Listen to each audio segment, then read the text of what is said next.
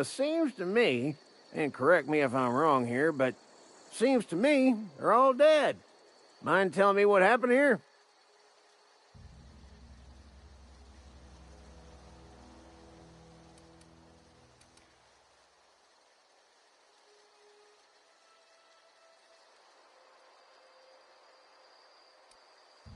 Accidentally brutally shot themselves, huh? Unbelievable. Second time this month. Guess I'd better get to cleaning up. Can't just leave company property scattered about, bleeding out on the dirt.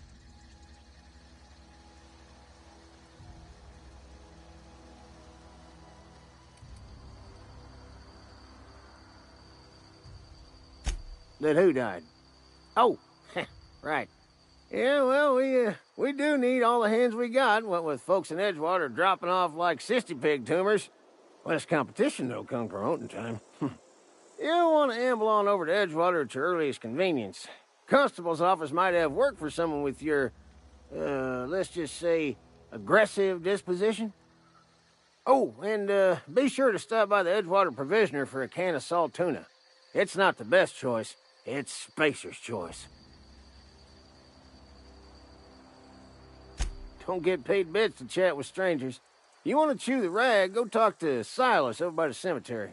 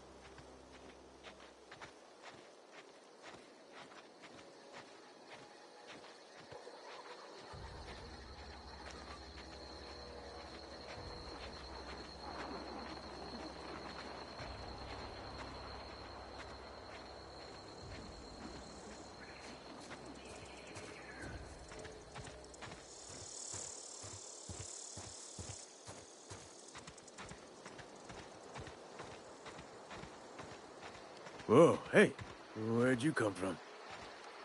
Don't go ambling out in those hills. That's marauder territory, friend.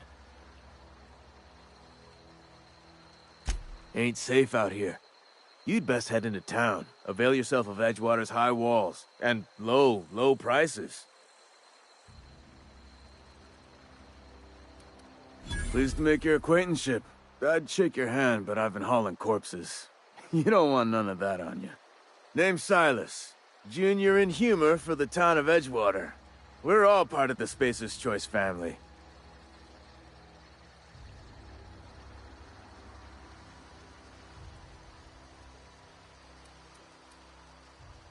Hey, I earned that fancy title.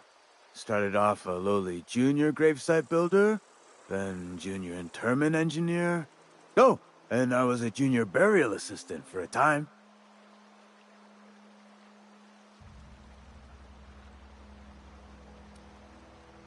The rate I've been working, I'm bound to earn a promotion. Must be about 50, 60 burials away from associate in humor.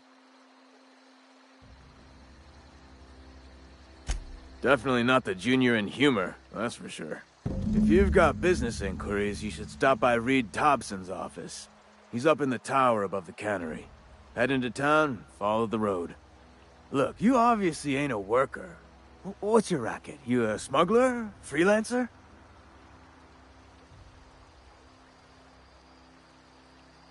Edgewater is a company town, board-owned and operated. That includes the cemetery. None of us own our gravesites, we rent them from the company. Renting means money. Money means paperwork. Paperwork means signatures. Some of our families become a mite delinquent in paying their dues, you see?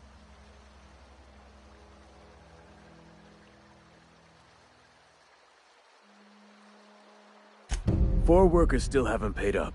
Phyllis, Conrad, Ludwig, and Martin Abernathy. He's a special case. You may want to twist his arm a little. He just is. Look, I don't want to get into it. Just make sure he pays up. Conrad's got a barbershop in town. Phyllis works at the cannery most hours. Abernathy... I ain't seen him in a few days. His domicile is near the cannery. You'll find him in town. All except Ludwig, that is. He's over by the landing pad.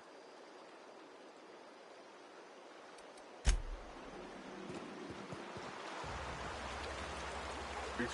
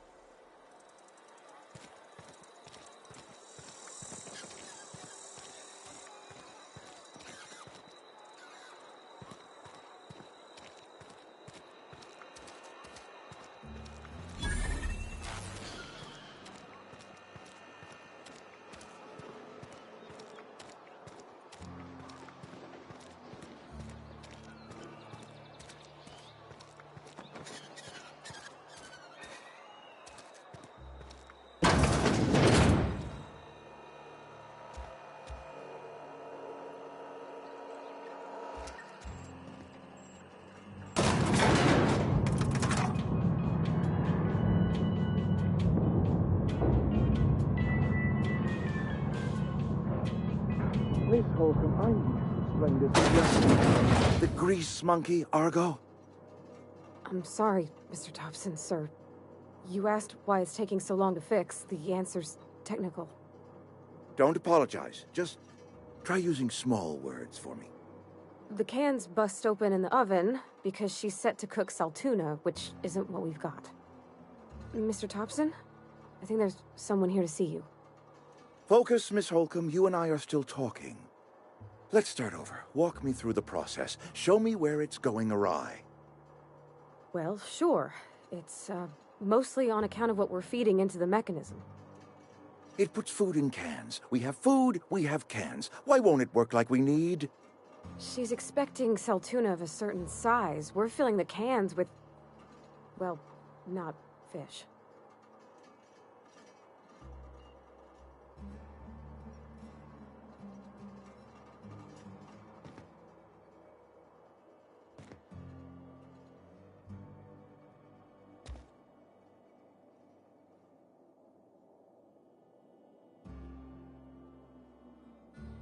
Seems we've got a guest. Really now, Parvati, I do wish you'd spoken up. I do apologize. I was given no forewarning of your arrival, or I might have welcomed you at the gates myself.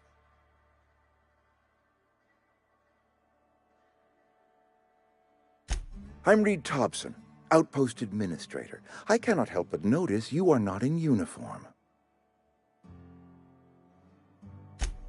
Yes, so it dawns on me. Seems I allowed my excitement to run away with my wits. Been a few seasons since we've had a visitor pass through. Only regulator we got is hooked up to the town transformer. Mr. Thompson ain't liable to be keen on dismantling it. I beg your pardon. I am most emphatically not keen on any such thing. I can't let you have our power regulator. But I happen to know of another one. And I happen to know exactly how you may retrieve it without frying yourself in the process. Oh, yes. Saw someone put his hands on a regulator while the power was running. His legs were still twitching when we buried him. There's a power regulator in the old botanical lab. It's mostly abandoned, so all that power is being squandered. Go down to the geothermal plant. Reroute power from the botanical district over to us. Once their power's shut down, you can have their regulator and be along on your way. I was not entirely sure how to tell you this. The botanical labs are not legally inhabited, but there are people who live there.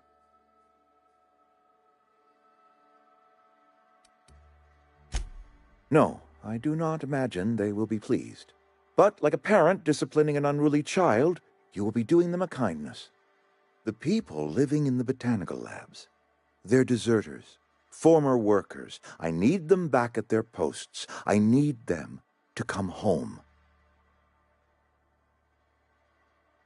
My hope is that by cutting off their power, you will convince those deserters to come back to town. Before you go to the plant, I want you to stop by the botanical lab. Speak to their leader, Adelaide. Tell her the power's about to go, and that it's time her band of deserters came back to town.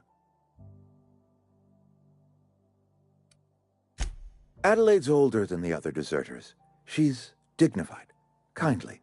From what I understand, her camp looks to her for leadership.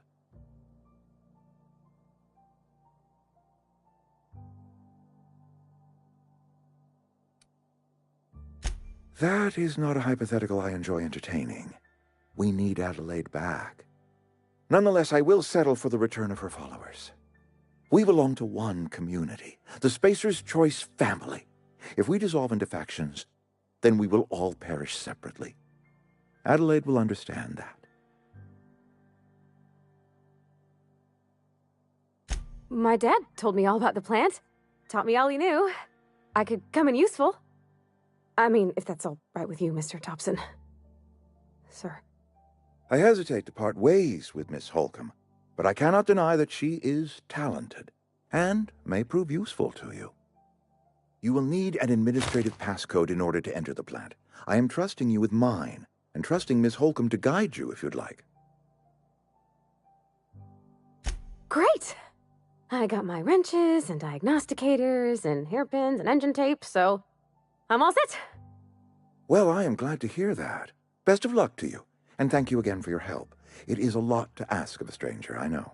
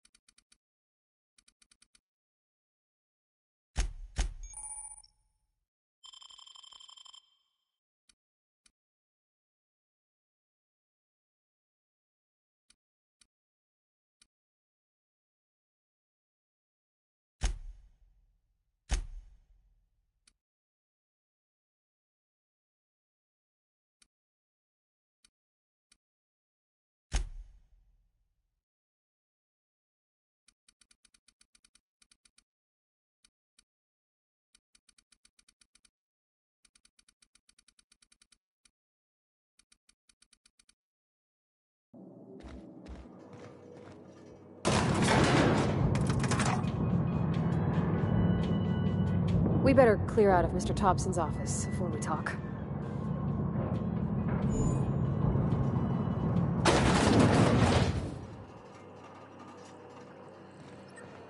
Hey, mister, can we talk? Sorry. Sorry. You just want to get out of here.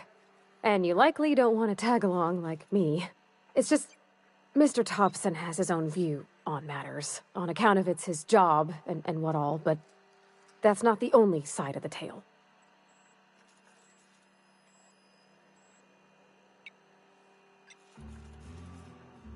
To Mr. Thompson, a person's a gear.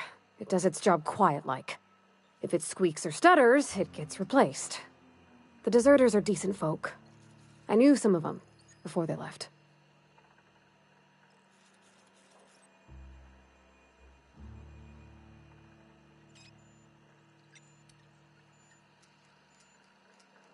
I don't know anybody well. I mostly listen to them talk, kept my head down. There was a boy named Thomas who used to follow me around, asking questions about the stuff I fixed. He was real sweet to me. Not any sort of dissident. Life's hard here, especially for them that don't fit in so well. We're one big Spacer's Choice family, but every family's got the one the rest whisper about. Mr. Thompson's aiming to take away their power. They'll have no lights to see, nor heat to cook. They'll be at the mercy of marauders, or worse. I think you should talk to the town's vicar about it. Max, his name is.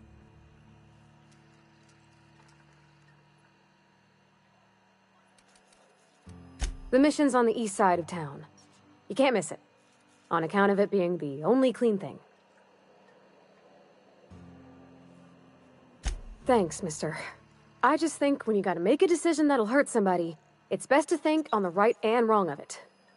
That's what my dad used to say anyways.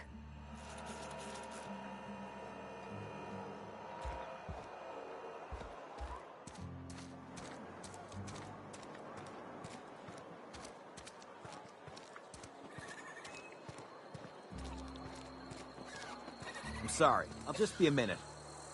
You had a minute. Next one comes out of your pay. Ease off the threats, friend. I'm going. Boss's orders. We all got quotas to make.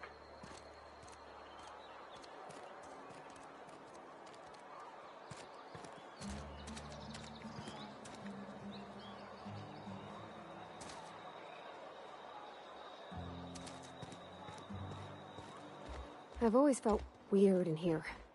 It's too clean. Our place in the universe is fixed. Hmm?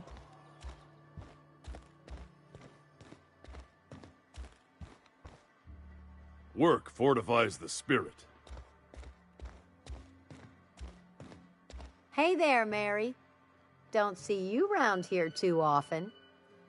Oh, I just came to talk to the vicar is all. None of us are above confessionals. What have you got to confess? You ain't thinking of deserting, are you? What? No. And I resent the accusation. Wasn't nothing but a question. Do excuse me. I must be on my way. Verity to you.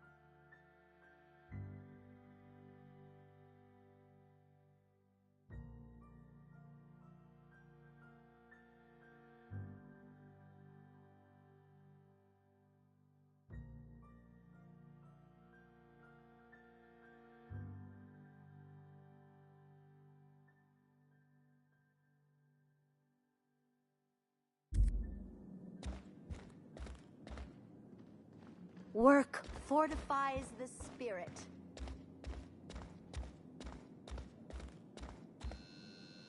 Yes, what is it? You're an outsider. Fantastic. Vicar Maximilian de Soto, at your service. Or Vicar Max, if you're the sort who prefers brevity. And Ms. Holcomb as well. How rare to see you out. And with a complete stranger. Curious. Just tagging along, Vicar DeSoto. Don't mind me. I so rarely get new people to talk to. Name your poison, anything at all. Spiritual counseling? This season's tossball predictions? The quickest way out of town?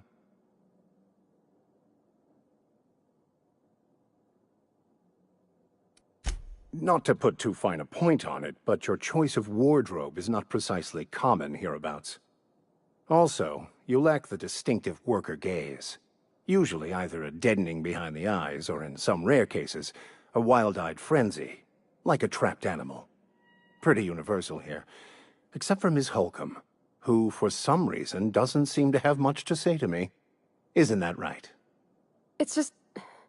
there's more to it all than numbers. Sorry.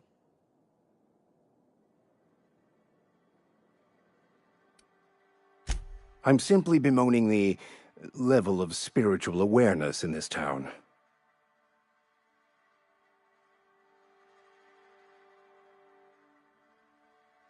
Yes, but there are few who hear me in this miserable place. I must double my efforts to elevate my flock. These are good, hard-working people here. Yes, and thank you for pointing it out. It is wrong of me to succumb to distress. This place could be so much more, and I will continue in my quest to make it so. They who are not satisfied with their work are satisfied with nothing. No. How about, work fortifies the spirit. True exhaustion awaits idle hands.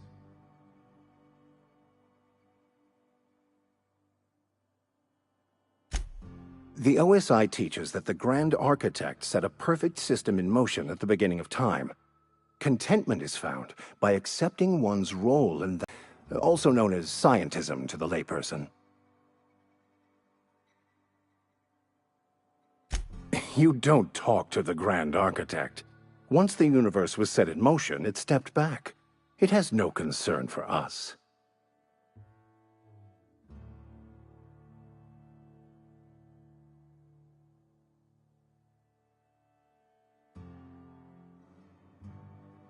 We will eventually decode the plan and all its intricacies. Once we are able to deduce the properties of every particle in the universe and its trajectory, we will know everything. The future, the past, each person's place within the plan, all will be laid out before us, removing struggle and bringing peace. No one will ever need question their path again. Some even believe this ultimate knowledge will unlock mankind's true potential, and we will all become akin to Grand Architects ourselves, after a fashion. Well, first there's the matter of the secret blood rites and animal sacrifices. I'm kidding. Seriously, though, to truly understand the metaphysics involved takes years of study and contemplation.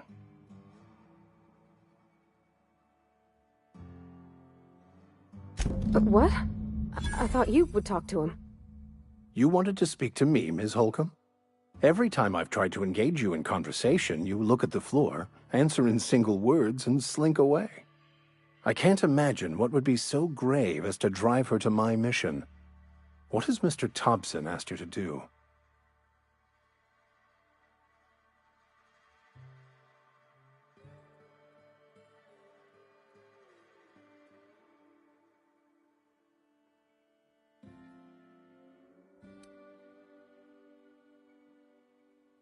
Depriving them of safety from the marauders and wildlife.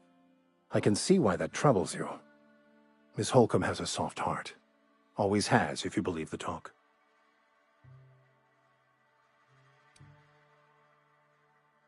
They rejected the order of society and live beyond the walls so thoughtfully provided by our Spacer's Choice patrons.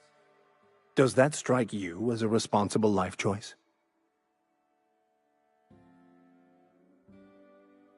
Astute.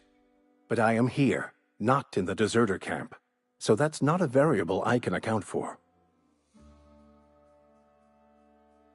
Assuming your goal is to save as many as possible, then you should bring everyone together.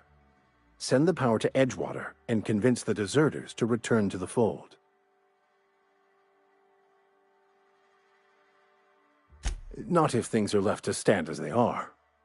If you don't mind a bit of unsolicited advice, be cautious on your way to the geothermal plant.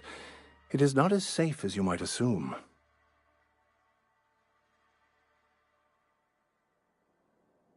One of the reasons I transferred here was to fulfill my duty in hunting down banned heretical texts.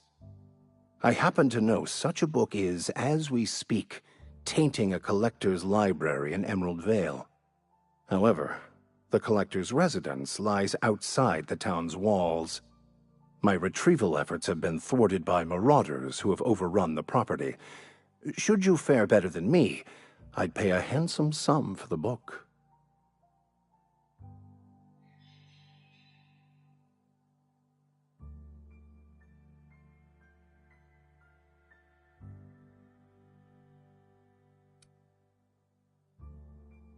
I just want to keep the writing out of layman's hands. It wouldn't do for such information to fall into public consumption.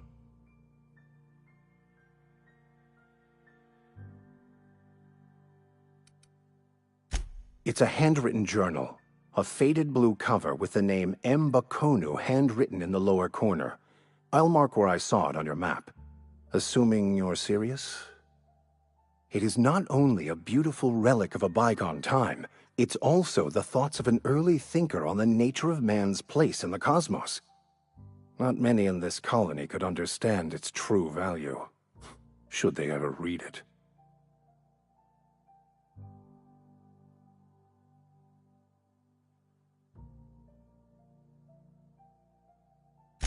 Thank you. If you retrieve it, you can always find me here.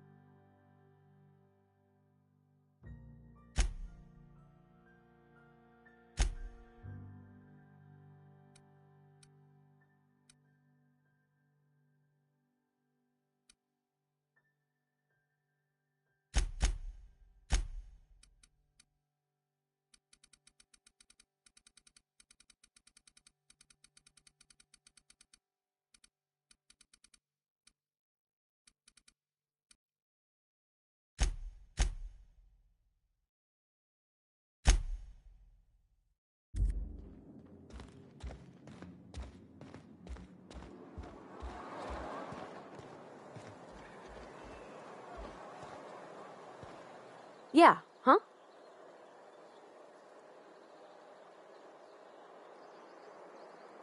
That's on account of how I never met her.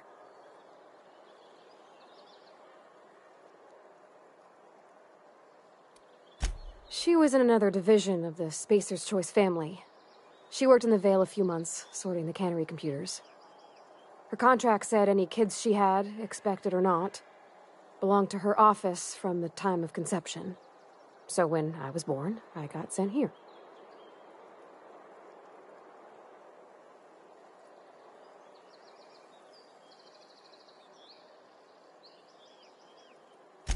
Well, I don't know about normal. Dad said she worked under some kind of special contract. It's sensible. Dad just fixed machines. She did some kind of crazy math, high-level stuff. Better to raise me on his time than hers.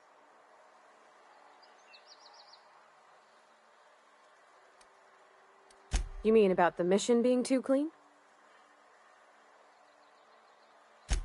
I know, but Vicker says the universe is a machine, that it runs by law. Real machines have gunked up oil, scratches, and worn bits.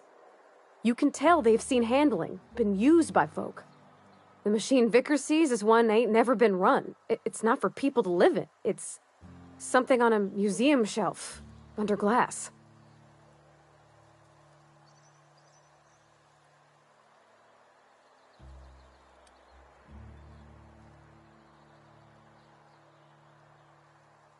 It just comes off cold to me, is all.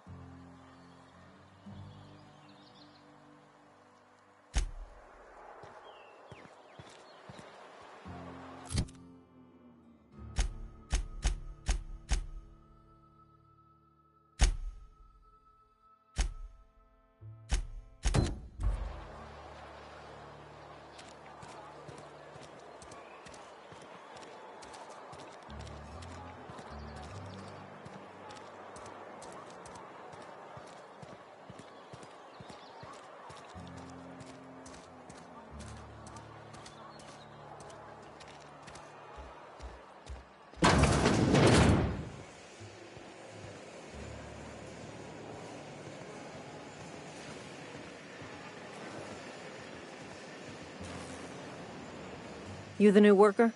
Whatever. Make it quick, Tenderfoot. I'm busy. Foreman Granger. Mind those words don't come out of your mouth unless preceded by yes or right away or thank you. Shit. Silas still on about that? Here, take the fees. I'd appreciate it if you didn't tell Reed I was late on my payment. Because they're not my fees and not my gravesite. Guy I worked with shot himself. I paid the bill.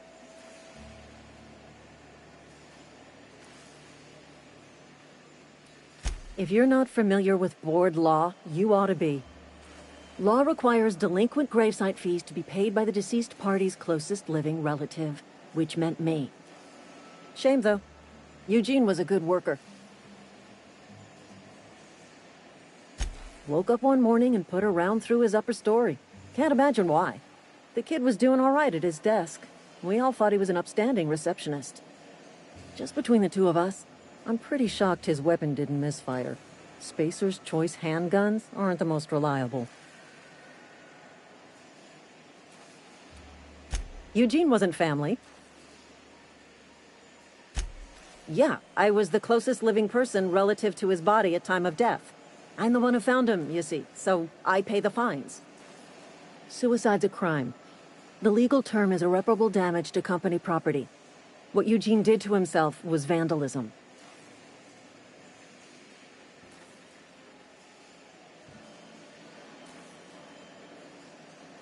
When one of your workers commits a crime, the entire town pays for it.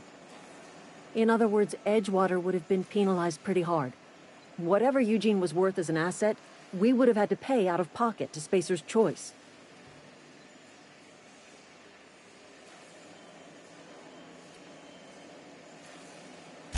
Look around. Edgewater ain't exactly swimming in luxury. We can't afford to pay the body price of a suicide. All I know is Silas asked me for Eugene's gravesite fees, which means he was approved for burial, which means his papers went through, which means the town's in the clear. I'm just glad to put this whole ugly affair behind me. Eugene can rest his bones in peace, and the rest of us can get on with our own lives.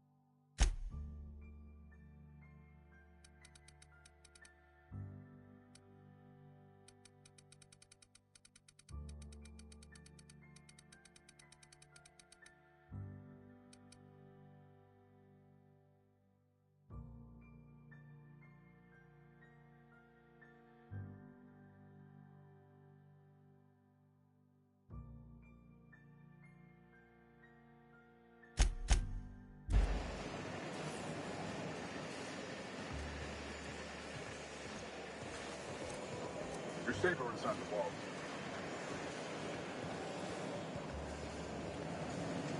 Hey.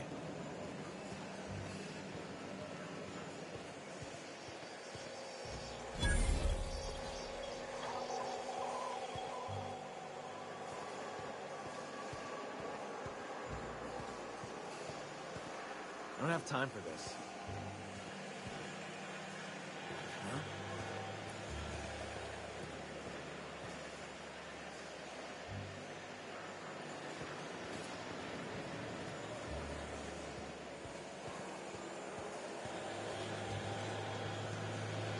Just gotta keep our heads up.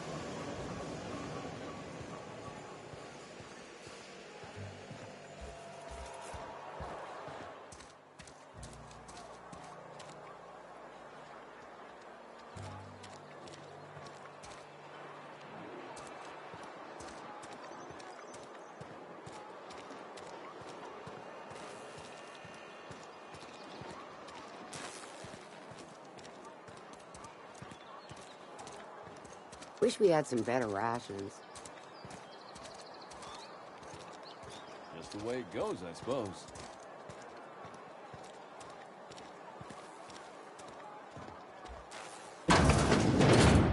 Yes, Mr. Thompson. I'm fine, Mr. Thompson. Never been healthier. Whoa, did Mr. Thompson send you? Well, you tell Mr. Thompson I'll be right at my post. Tomorrow. Bright and early tomorrow. Because I'm definitely not plagued. As spry as a spring chicken. That's old Abernathy.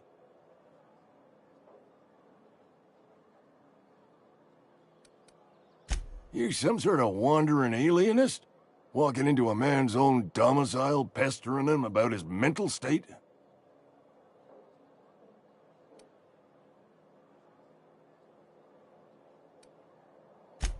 What? No. I mean, I might be. That depends on who's asking. Silas knows, doesn't he? That's why he sent you. That's why he wants me to pay up. He knows.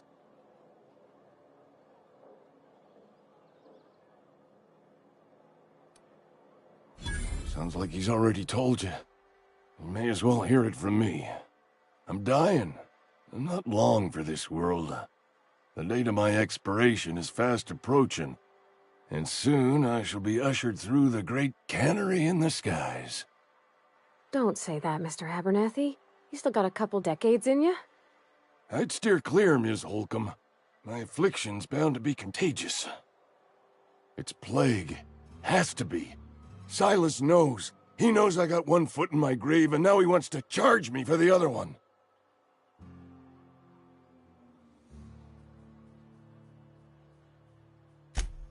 You are? Oh, wow. First time anyone's ever told me that. I'll pay your fees. I don't want any trouble from Silas. But if you could see your way to freelancing for me, I could really use the help. There's a cache of anthracillin tucked away in the old community center. Powerful stuff. Stronger than what we got, anyway. I need you to break in. Nab that medicine and bring it back to me. You oblige me with your haste.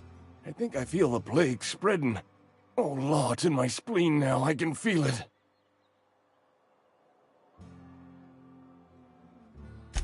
Just keep your head down when you're in there. Marauders have taken over. Probably tracking mud all over the archives.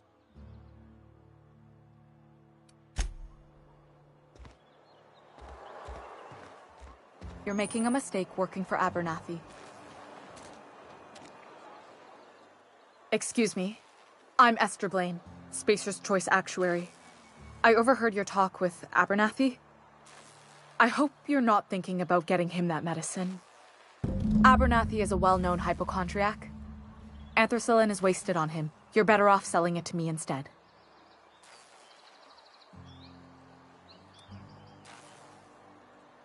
All I'm saying is Abernathy's worked in this town longer than some of us been alive. How do I put this gently? He's got a lot of cobwebs up in his attic.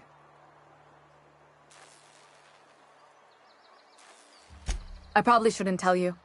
Don't want you implicated for what I'm trying to do.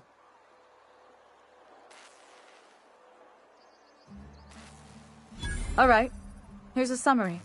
A lot of sick people in this town, and we don't have the medicine to treat them all. Can't reach out to corporate without crossing a river of red tape, so I'm reaching out to you.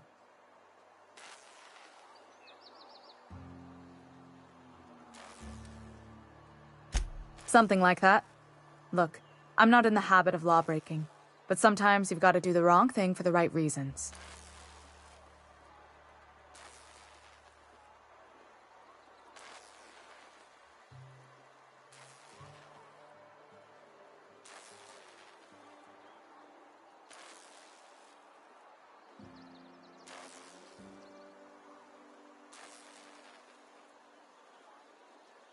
That's all I can ask of you.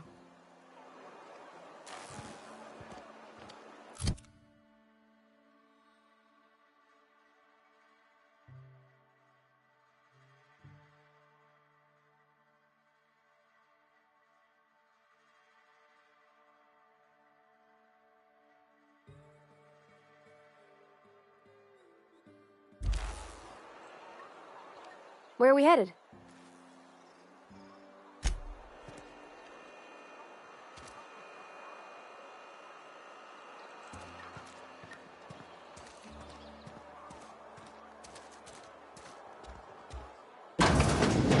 I cut my own hair. But Conrad sells real good disinfectant. Please don't touch anything. Your hands are probably crawling with germs. Physical hygiene recapitulates moral hygiene. Cleanliness is next to lawfulness.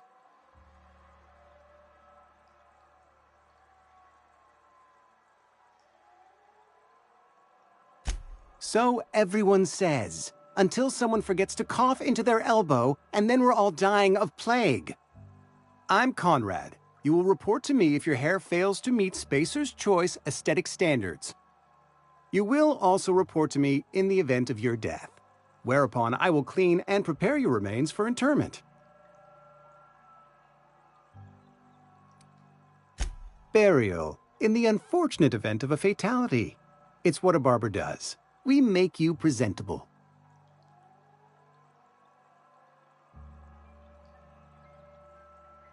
Ah, gravesite fees. Silas and I had talked about this at length. I thought I'd made it clear my pecuniary situation precludes the necessary restitutions.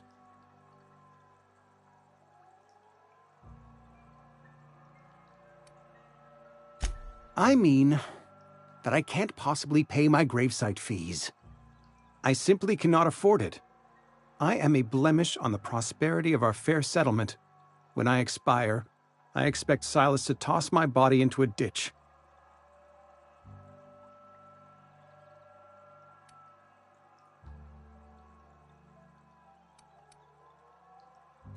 I have to be, if only to prepare myself for my inevitable dressing down at the hands of corporate. Tell Silas I can't afford to pay, and that I fully expect to have my medical rights revoked for this dereliction. With my apologies.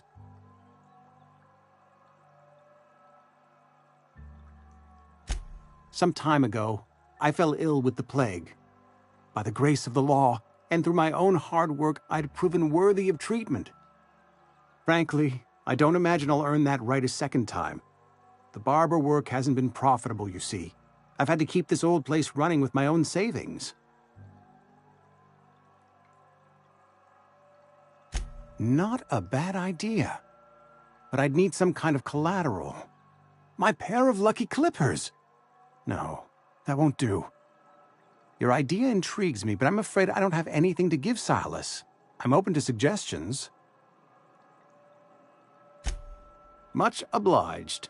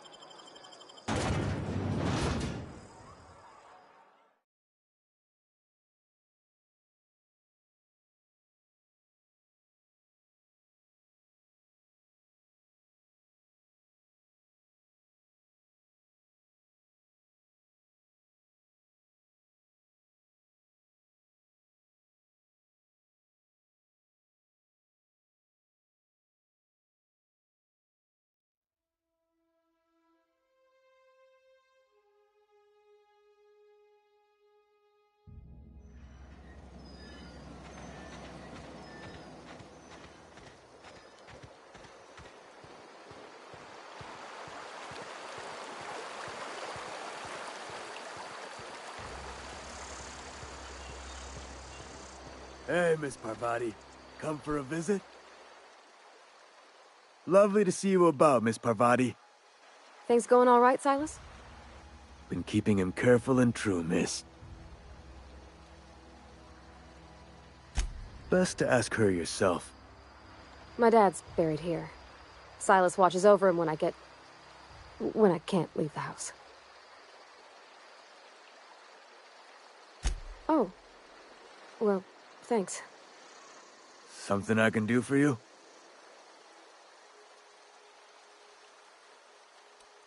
Yeah? Former people, yeah. Marauders been raiding my graves, you see. Hence the armed guards.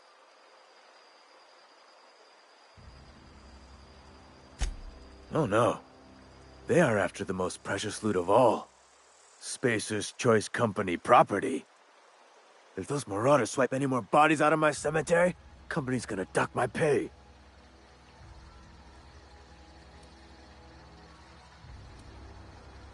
You could look at it that way, I suppose. You could look at us and say, those Edgewater saps lost near every soul to plague.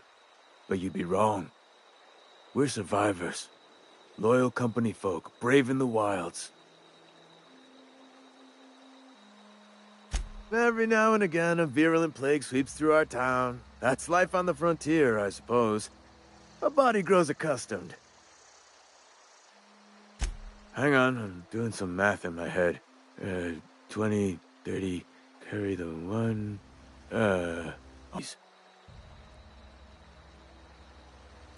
Former people, yeah.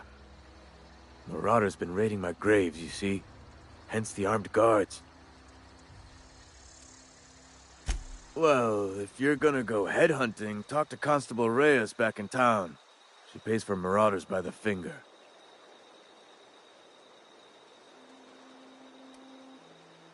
Couldn't tell you. No, I mean, I'm contractually prohibited from saying anything that might reflect poorly on Spacer's Choice. Ah, avoid it. Shouldn't have said that either. Look, forget I said anything.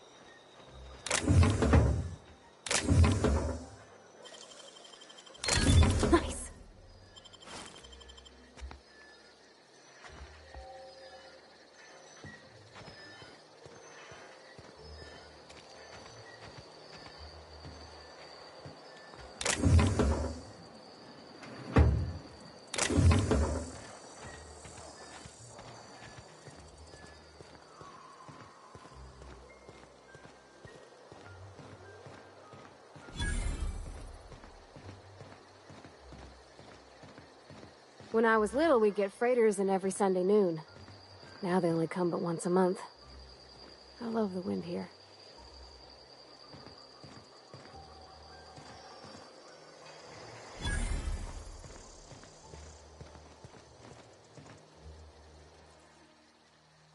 Thank the law.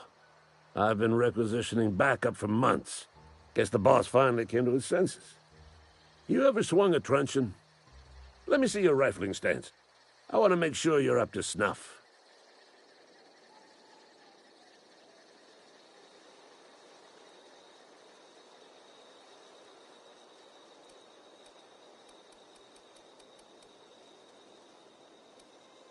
I'm talking about mechanical soldier. Cold, heartless automatons made of iron and lies. Just my luck. I ask for backup and the boss sends me one of them simple folk. All right. Listen real close. Auto-mechanicals. Creatures forged in the fires of malevolence. I seen them over by the old power plant. Clattering about, firing at the birds, orchestrating their uprising. When the swarms of mechanicals come clanging on over that hill, where will you be? Cowering beneath your cot? Or standing, shoulder to shoulder with the resistance?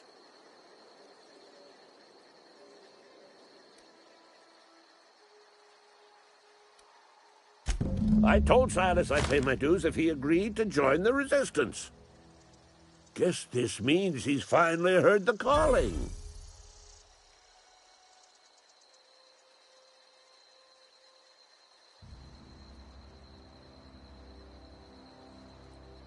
Mechanical repellent! A stroke of inspiration from the law itself. Here, I've been saving up a couple bits for just such a project. I've been gathering up a war chest over the years. Saltuna cans, mostly, some Spacer's chaw, a few bit cards. I'll reward you for your aid. Enlistment fees? Yeah, I suppose. Wouldn't want to give the Resistance a bad name. They have sent a scout, prowling around the junkyard just behind our beloved town. This scout must not be permitted to return to its base of operations. Cross it off, then report back.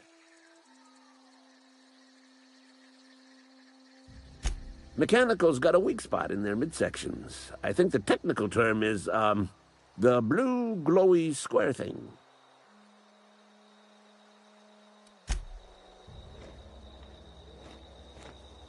Yeah, huh?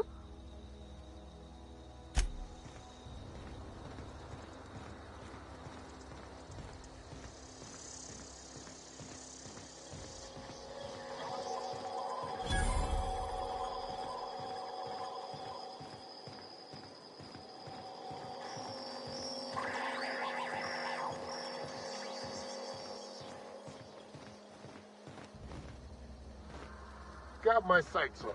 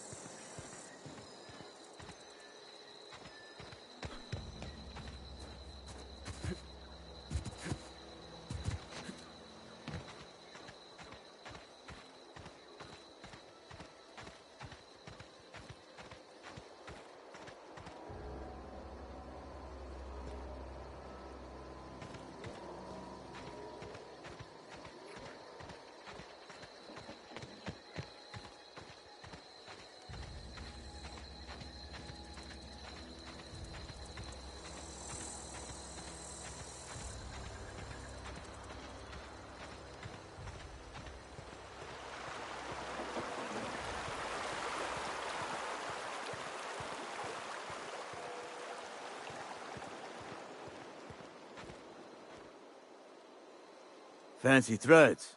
That some kind of hibernation suit? You run into any trouble?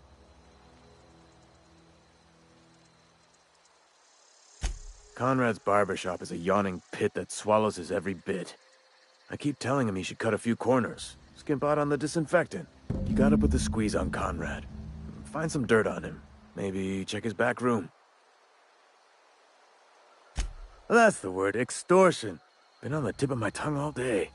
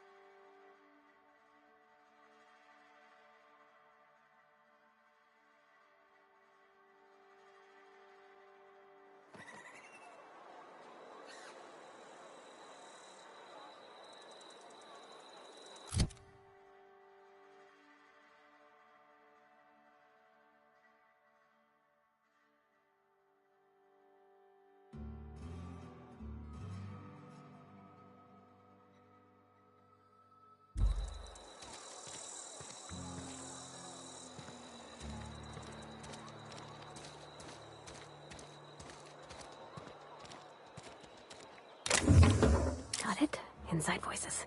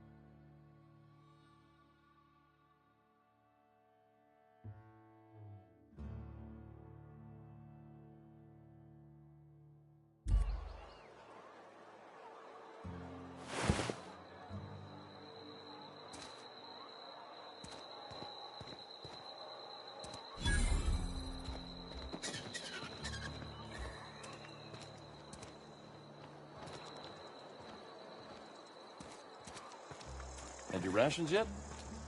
Yep. 2 whole cans of salt tuna. Carry on. Staying long?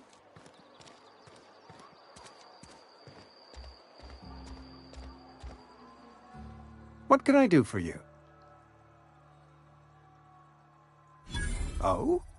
Am I in the company of a fellow doctor?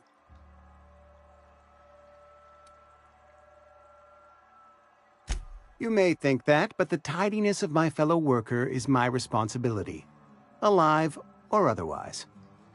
Whether you're showing up to work or going to that great cannery in the sky, it's my job to make you look like a million bits.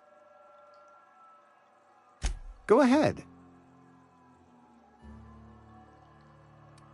The plague's come at us with a vengeance this year. Lost 6 workers in as many months. I wouldn't call them good workers, mind you. If they were any good, they'd have been treated. Still, it is a shame. Fever, chills, fatigue, aching, vomiting, an excess of phlegm, a tendency towards belly aching.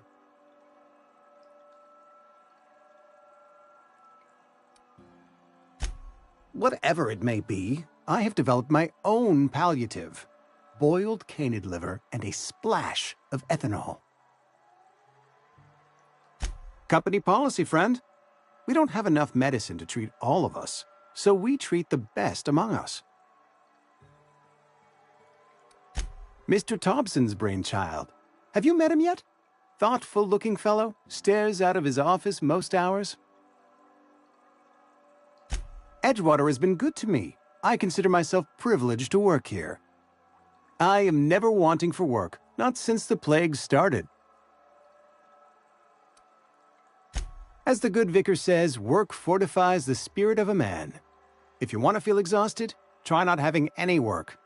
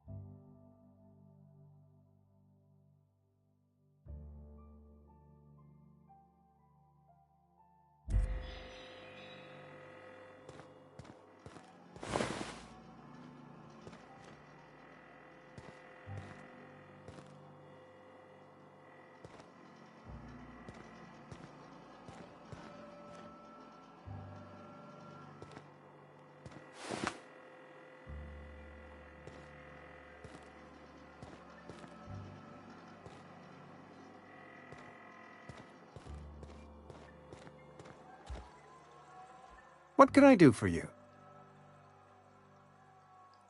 You know about Eugene? How? Then, you know Phyllis suggested selling off Eugene's gold teeth. I didn't approve of the idea then, and I don't approve of it now. Eugene's golden teeth were a family heirloom, representing 3 generations of poor dental hygiene. He took them to his grave.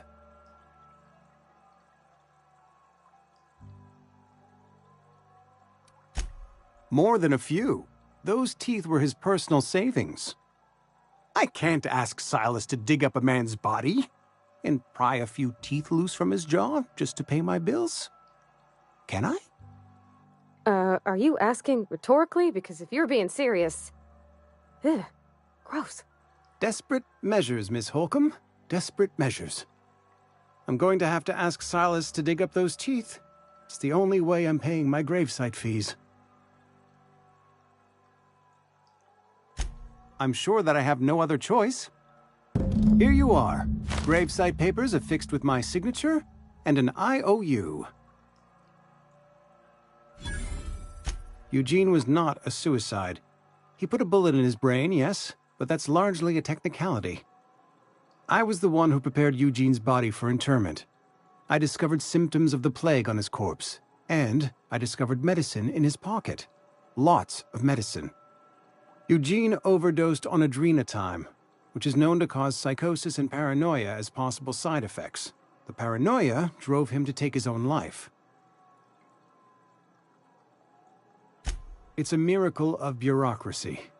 If Eugene's death were filed as a suicide, we'd all pay the price for his crime. We can all thank our lucky stars that young Eugene was hopped up on medication and suffered its predictable side effect. I included it all in my official report. I'd like to think I saved Edgewater a great deal of money. We never could have paid the fines associated with a suicide.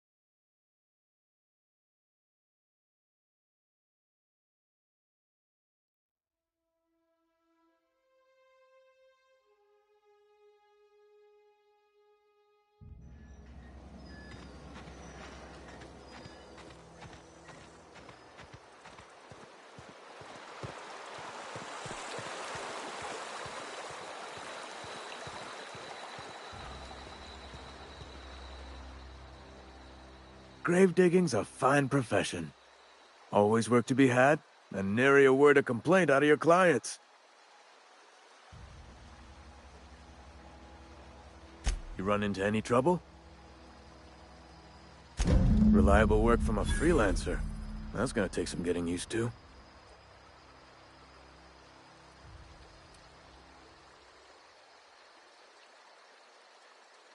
Abernathy was sick? With the plague? That's disgusting. I shook hands with the guy.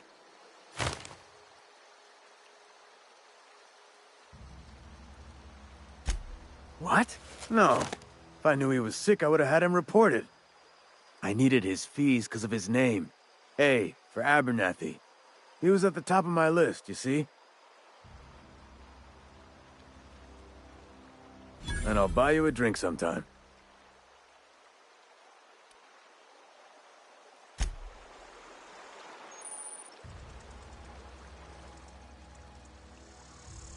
Something I can do for you? Yeah? What about him?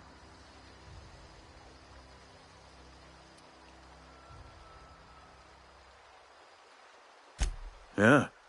Funny thing, Eugene's body ain't where it's supposed to be. The night we was supposed to commend his body to the earth, I had his grave all dug up and ready, right? And so I thought, I'll just rest my eyes a bit. When I woke up, his body was gone. Spirited away. Vanished. The footprints nearby suggested that Eugene was stolen by marauders. Or he rose from the dead. Let me know if you find anything.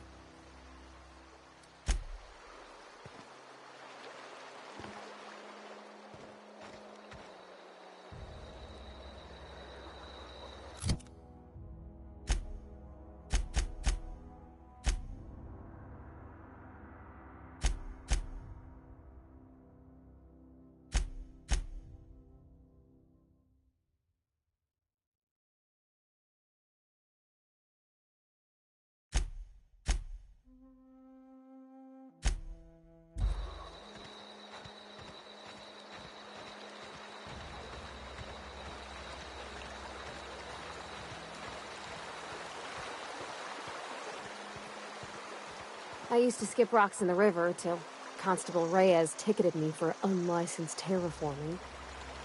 I think she was jealous. She don't know how to skip rocks her own self.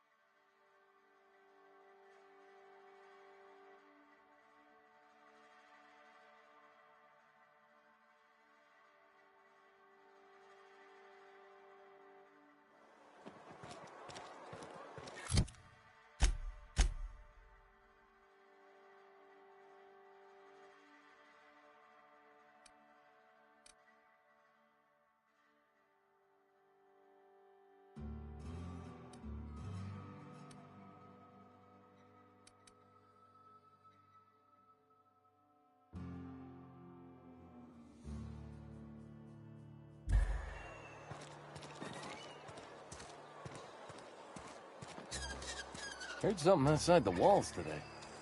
Nothing for us outside those walls. You ought to know that.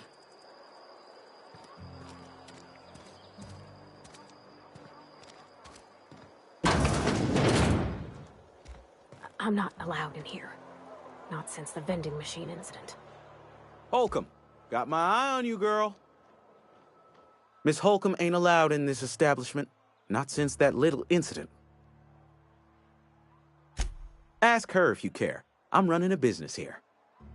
I won't touch anything while we're in here, Mr. Moreau. I promise. Music to my ears.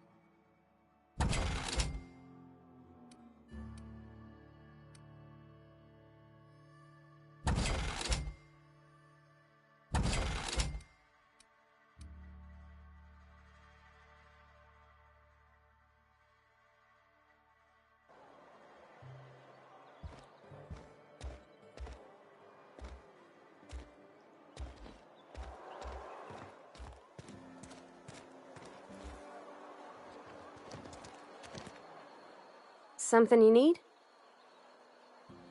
You mean why I'm not allowed in the store anymore? There was a kind of a thing with a vending machine when I was 12.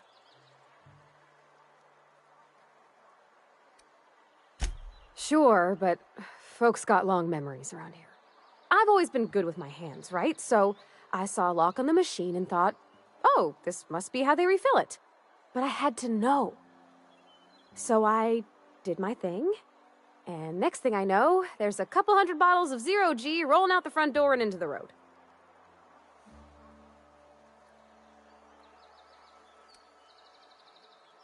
It's not funny. Right about then, a bunch of loaders came rolling in the gate, fresh off the Saltuna ships. And Mr. Thompson was up on the porch making a speech about how everyone would have to volunteer a third shift to get it all canned. Anyhow, you ever seen an auto loader run over a bottle of Zero G? Exploded all over Mr. Thompson. One bottle after another as the loaders went by. I was just shy of working age, so Dad had to pay all the damages. Moreau's still angry at me. I can laugh about it now, but I just about puked up my guts in terror in the moment. That's the one time I ever made Mr. Thompson look a fool.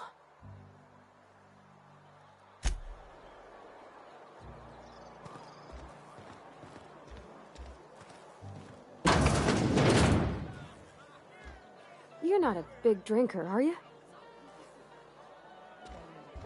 You read the latest report? Only the part that said we ain't making our quotas. If only McDevitt's folk hadn't abandoned us. Cannery could use those extra hands. Nothing we can do about that. Sure there is. We can have another Zero G.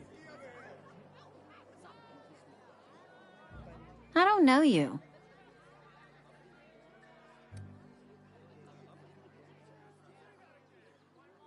Uh-huh. The Unreliable, you say? Never heard of any company supply ship with that particular name. I don't know what you're about, but this here's a Spacer's Choice drinking establishment. We're all loyal, hard-working company folk here.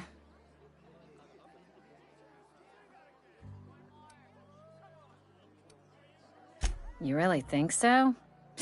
That's kind of you. I've been trying to keep the floors clean. You got no idea how long it takes to scrub the tiles. Guess I misreckoned you. Sorry about that. I didn't mean to be curt. We just got some problems lately. I can get you a drink if you'd like. Gotta ask you to enjoy your beverage within the premises, though. Can't risk you bringing a drink over to those deserters. You understand. traitors. The lot of them. Bunch of folks decided they were tired of working and went out into the wilds to fend for their own selves. Town's already struggling to make quotas, even without that band of slackwits abandoning their posts. Bunch of lazy, shiftless rung leeches. Anyway, enough about them. What can I do for you?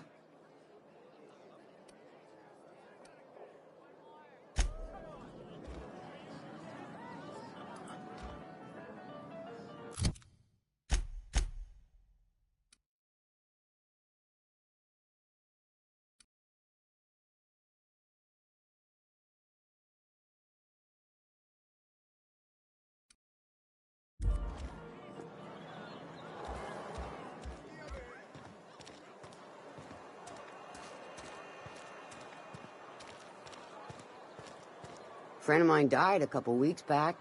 Still ain't past it. We should keep our voices down.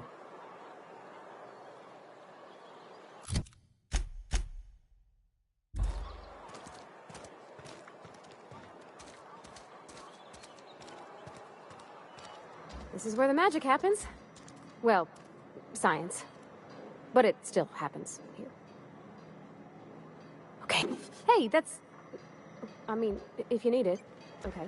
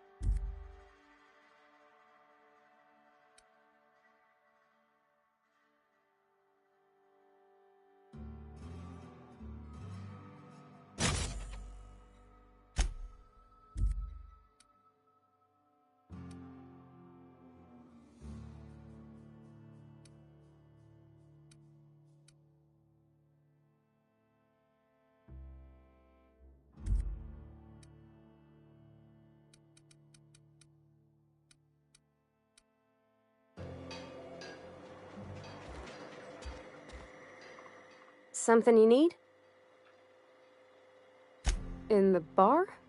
When I asked if you were a drinker? Sorry. I know, it's none of my business. It's not like I think it a failing, mind. It's just I live right across the road. Most nights I watch folks out my window. When they come in here, they might be happy or sad. Mostly they're tired. When they leave, they're mad at themselves. Or they stumble into the alley and I listen to their hearts breaking.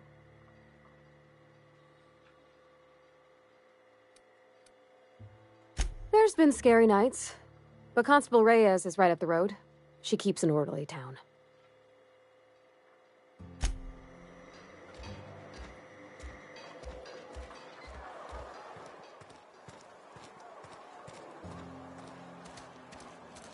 Friend of mine died a couple weeks back. Still ain't past it. I've never actually been in here. Seemed scary from the outside. Welcome to the Spacer's Choice Constabulary. We are Halcyon's leading brand in frontier justice. The office is writing up promotion. Purchase 3 criminal investigations and the 4th one's free. As a Spacer's Choice Constable, I am authorized to grant you legal authority toward apprehending wanted criminals. Know how to carry yourself in a fight? I've got bounties out for these 3 marauders. Cross them off and bring me their fingers. Just 1 per marauder, please. I'll dust off the old fingerprint roller. As long as your questions fall within the acceptable margins of curiosity.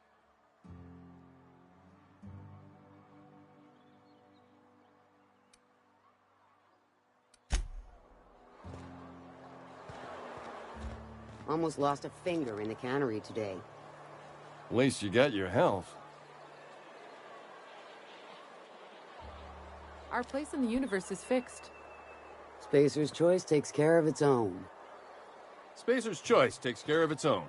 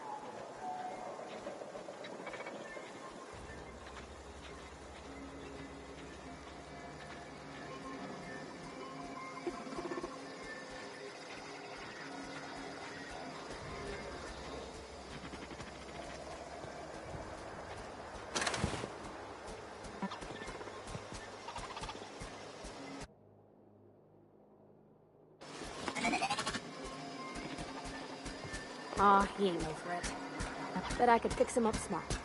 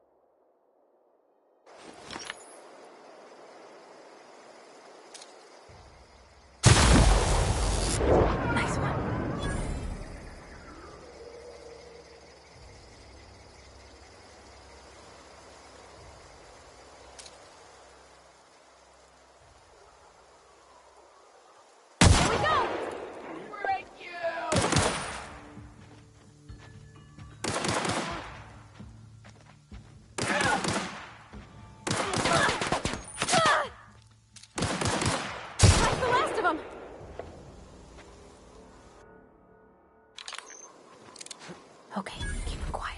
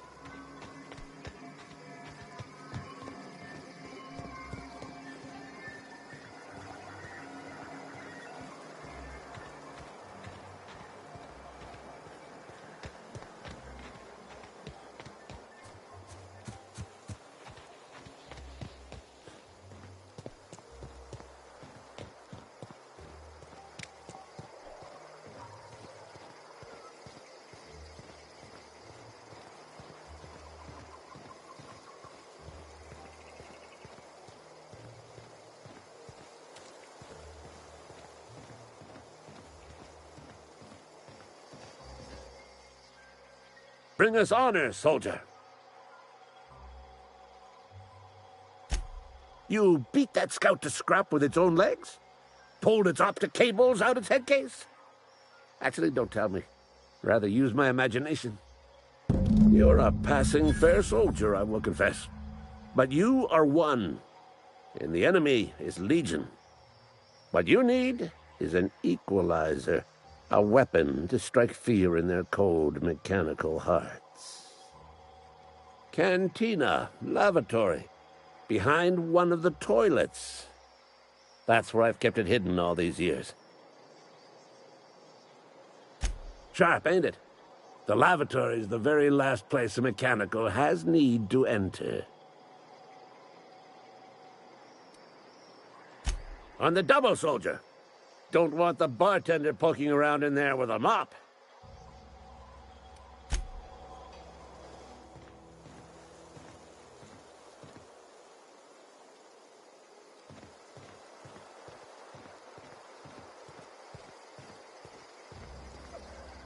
Yeah, huh?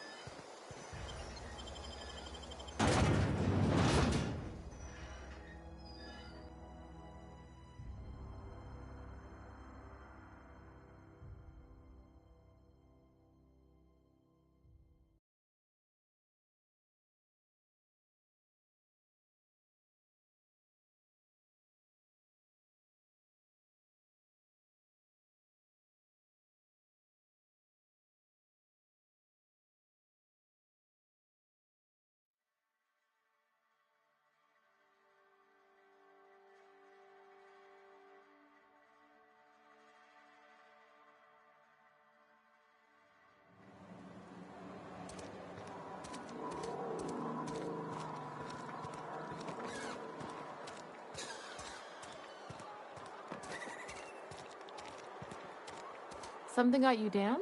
Nothing. Just don't want to fall sick.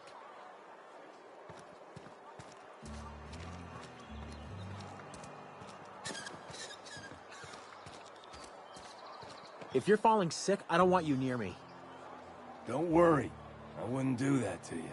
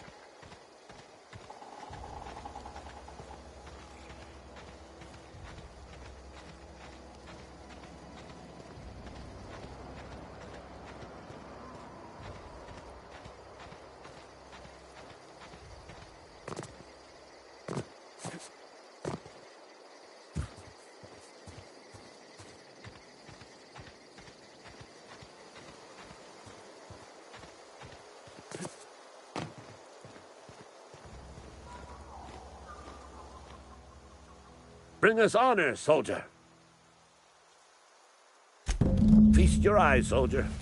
This here's a genuine Spacer's Choice injury customizing unit, designed to deliver a lethal blast of electrical discharge.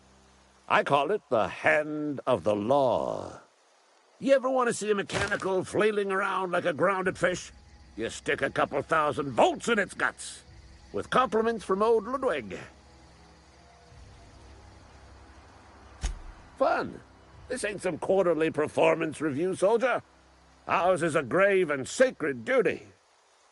Time's come for you to journey down into the black heart of the enemy's camp. I'm talking about the old geothermal plant. Unfortunately, the old plant lies outside my board-given jurisdiction. You'll need to get a passcode from the boss, Reed Thompson. I've been after a passcode for years. Boss said no on account of my gross incompetence with all matters related to security. I need you to get us the brain of a mechanical. Well, not exactly a brain. Anatomically speaking, what we're looking for is a logic module. There's the rub. If a mechanical breaks down, the logic module fries, so you can't rip one out of its corpse. You're going to have to find an intact model somehow. I don't reckon so. I work with gears and pistons and such. Stuff you can put hands to. Computers and mechanical brains are outside my ken. You know, she names the mechanicals she fixes. Calls them Bess and Clancy and so on. Keep a careful eye on her. Could be a sympathizer. If you die horribly, I will pour out a can of 0G to your memory.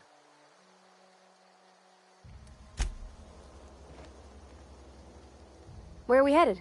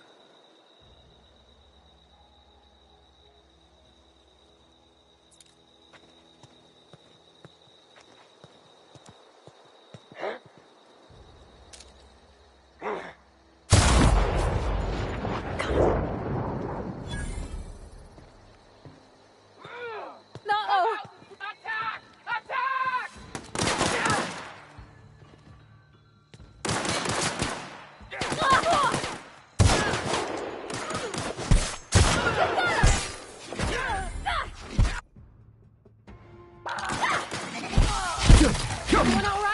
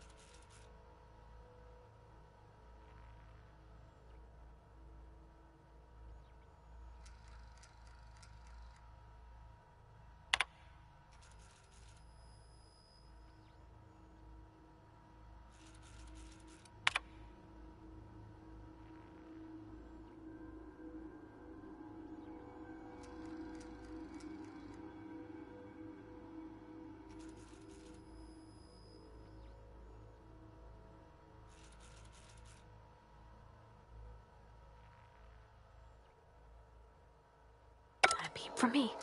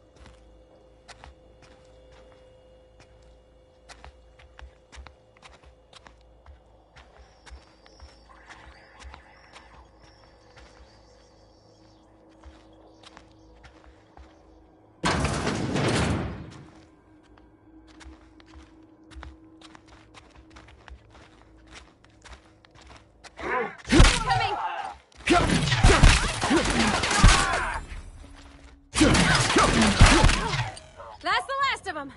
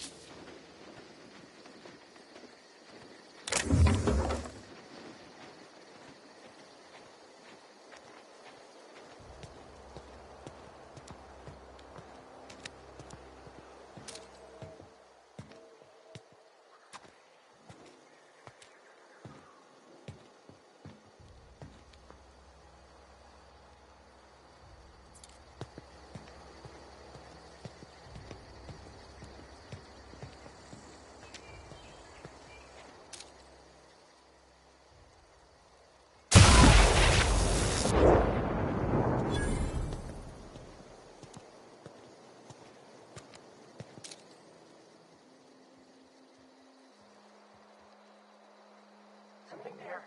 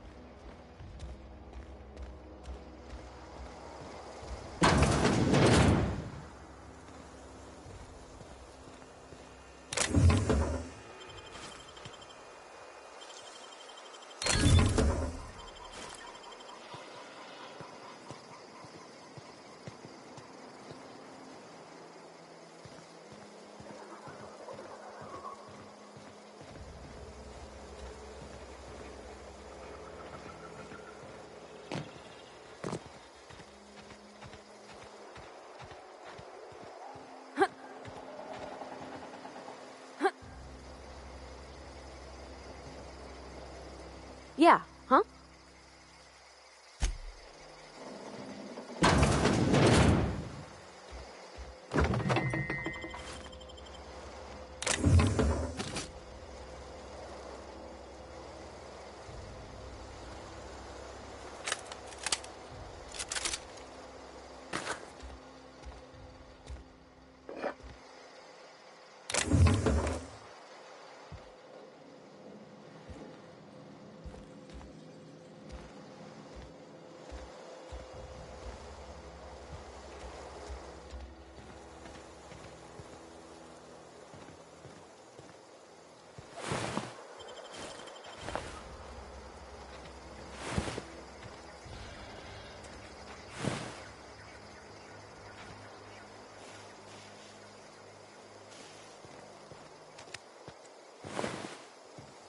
Heads down.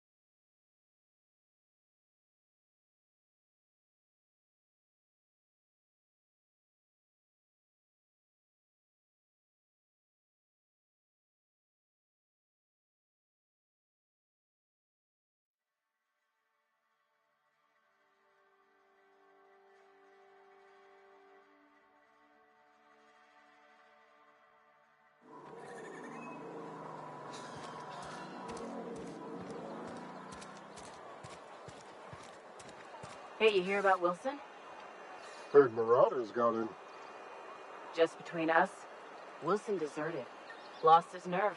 Ran off in the thick of night. You kidding me? Damn. Always thought he was made of sterner stuff. I think he was plagued. Guess he didn't want to die in the sick house. Plague? Ah, shit. I had some of his salt tuna.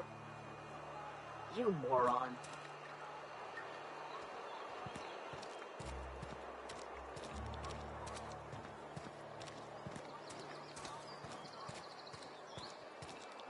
Wish we had some better rations.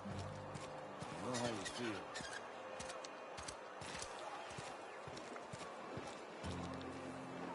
I've got some time.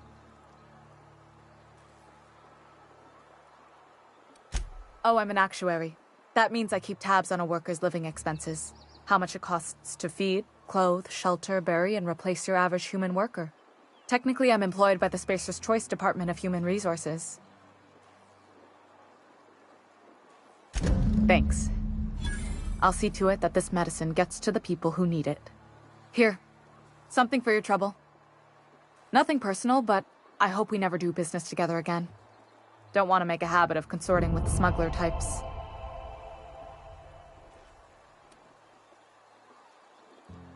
You do have some cheek on you. Lucky for you, I kept a little contingency fee in case you tried to negotiate with me.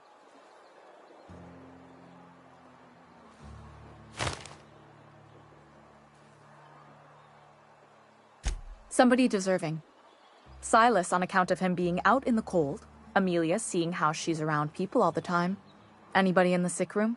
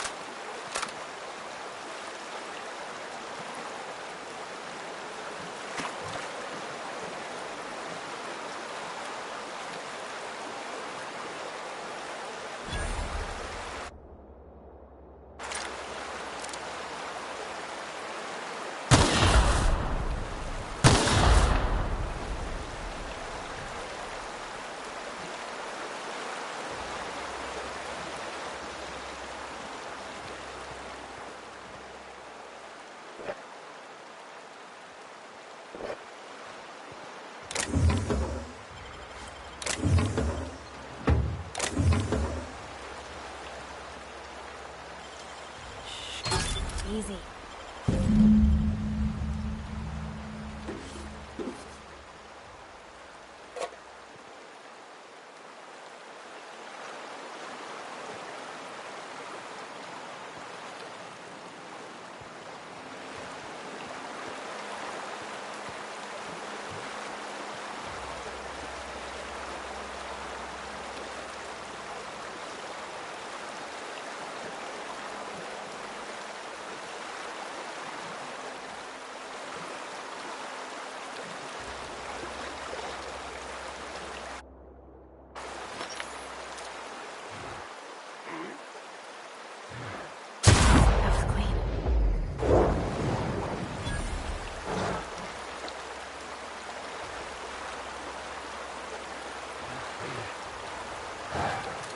We got this! Don't mess with us!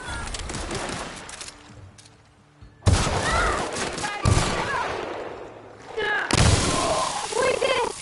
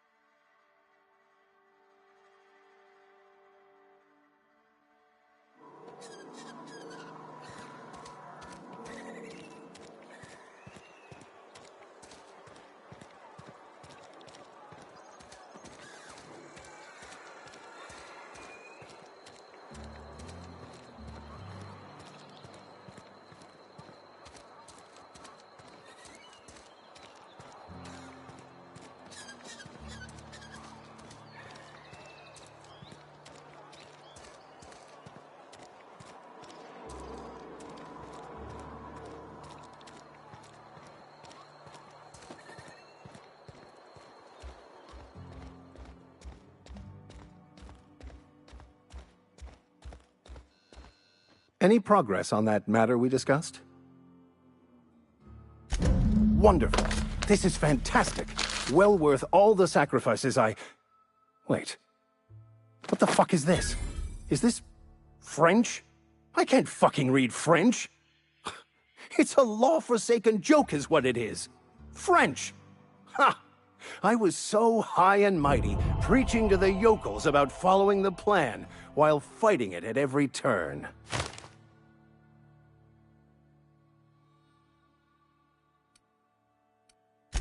There is little more important than such a precious, rare text. I've spent my life searching for the keys to unlocking the secrets of the universal equation that underlies the plan. I had hoped this book held some of those answers. I became so desperate, I even got myself assigned to this plague-ridden backwater to find the damn thing. All the time and suffering I've spent. Wasted.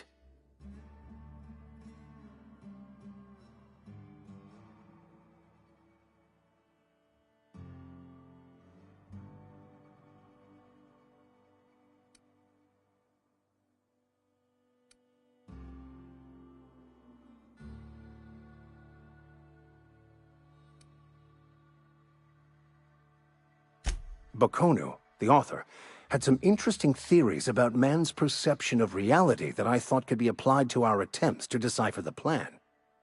Unfortunately, he was also one of the founders of the Philosophist school of thought, so the book is banned in this colony.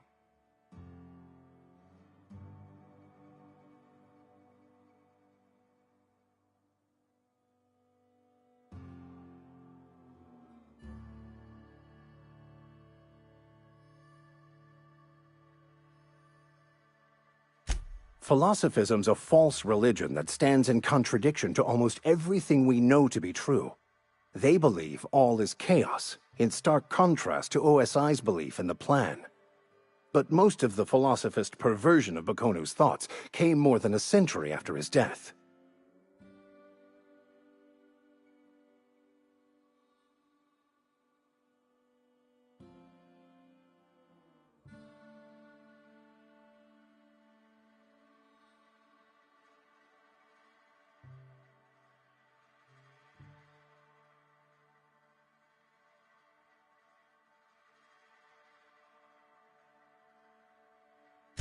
The story of my life. Most lay people are not aware of this, but we've not discovered any new insights into the plan for a long, long time. I had an idea that we should welcome the truth, no matter where we found it. I had the worse idea to share my thoughts with a superior. And that's how I ended up assigned prison duty, where I was fool enough to let an inmate bend my ear with stories of an original Bakonu journal. But that's neither here nor there. What I need to do now is to find a translator, obviously. But to do that, I'll first need to secure transport. You have a ship. Perhaps I could make myself of use to your crew.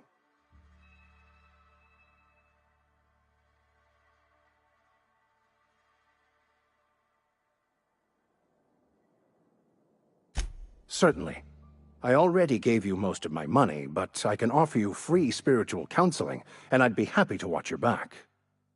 I'm pretty handy with a tossball stick, or any blunt instrument, really. I'm also a passable gun hand, if it comes to that. I can usually talk my way out of conflict, though. Oh, I'm fairly competent at hacking computers as well.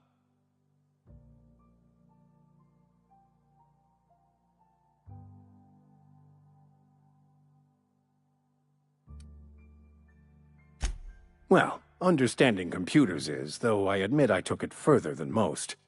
And I was quite the 32nd back during my penitentiary term. Left many an opponent bleeding in the prison yard.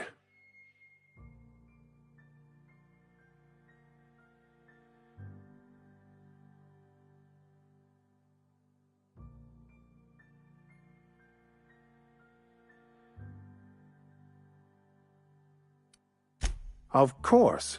I'm a vicar who is dedicated to his calling. More dedicated than any other you'll find in this colony. I joined the OSI to help decipher the grand plan. But instead, I ended up the vicar in a prison due to ignorance and politics. Then I came here. Satisfied?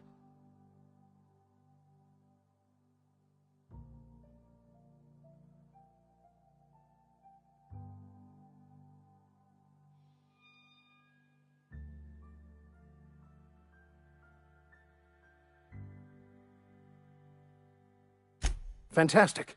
Let me get my things in order and I'll catch up with you. Edgewater's gonna miss you.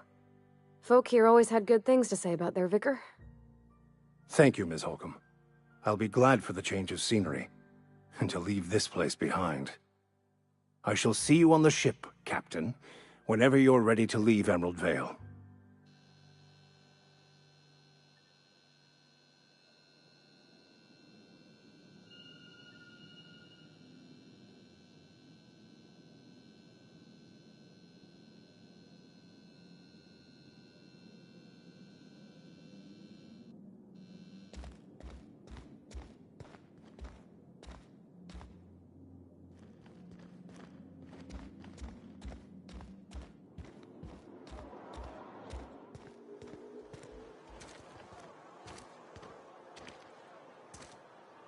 Something you need?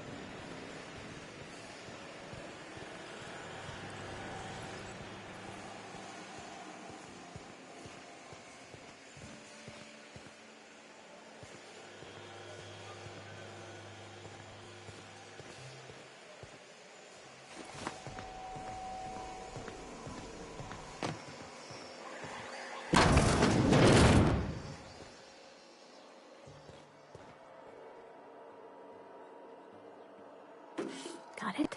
Inside voices.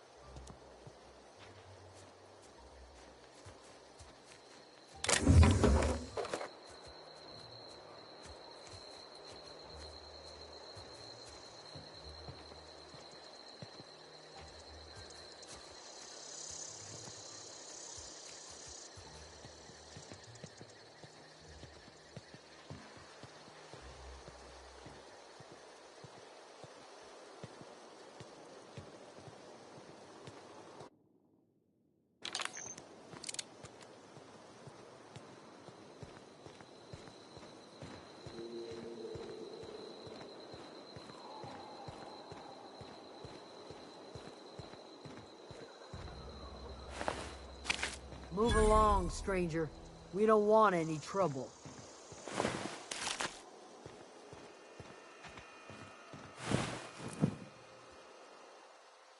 I don't know you. Whatever you're looking for, it ain't here. Move along. Armed strangers wandering into my camp for one. Some of my camp wandering out for another. You want to try standing outside in the heat, keeping your sights open for the next marauder raid? No, I'm sorry. That was unworthy of me. Lady named Zoe went missing some nights ago.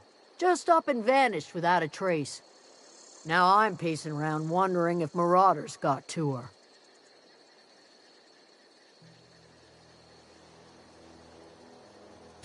It's not like Zoe to go wandering. Figured she might be out scavenging, but that ain't exactly her talent. Can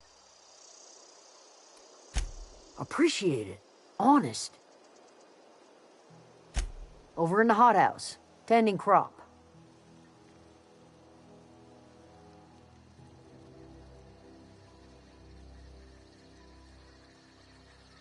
I'll tell you what I can.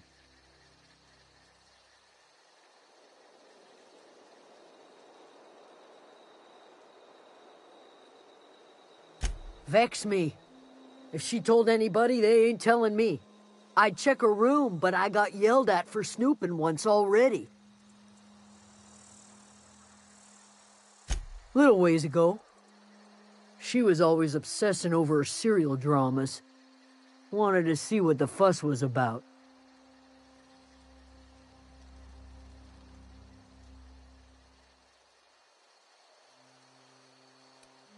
Could be. Dangers aplenty out there. No telling why marauders would steal somebody like Zoe. Got no useful skill as far as I could tell.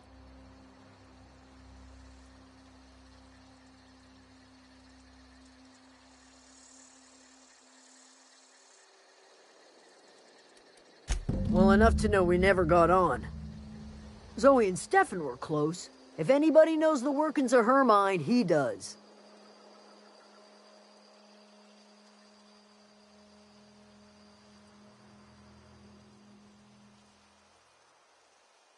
She was lazy and thoughtless, but she's still one of our own.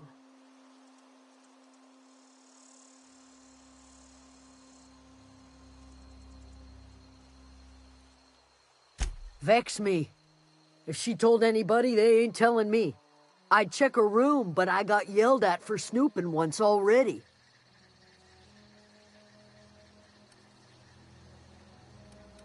What is it?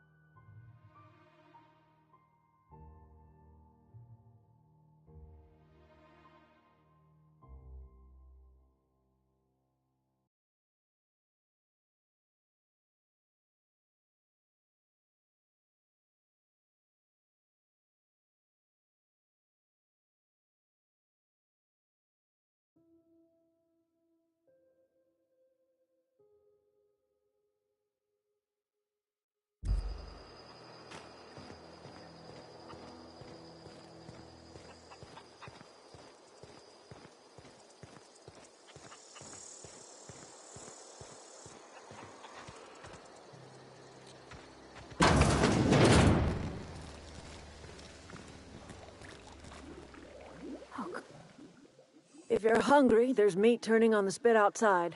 If you're bearing illness, find a place to lay your head down and I'll fetch you a poultice. Whatever your troubles with Edgewater, leave them at the gates and be welcomed here. Any questions, dear? I have been called that, among other things. Green Thumb, grandmother, the strange old lady who keeps flowers. But yes, Adelaide will do just fine. Excuse me, Miss McDevitt? Sorry, it's just...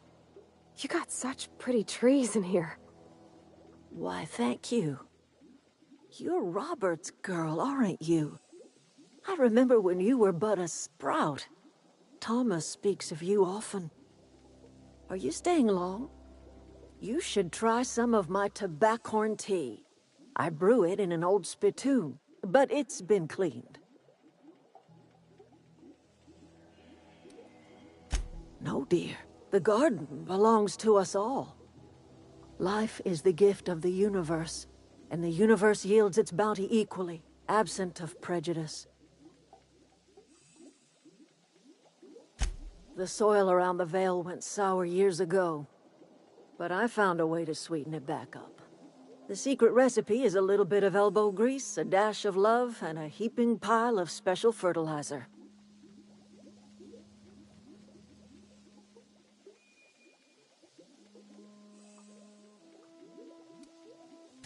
A home for anyone who's ever turned their backs on Edgewater.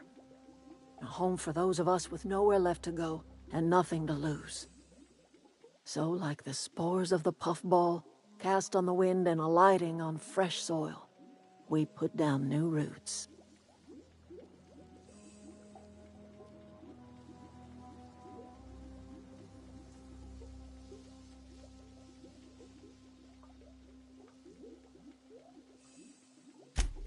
It is an unpleasant story, dear.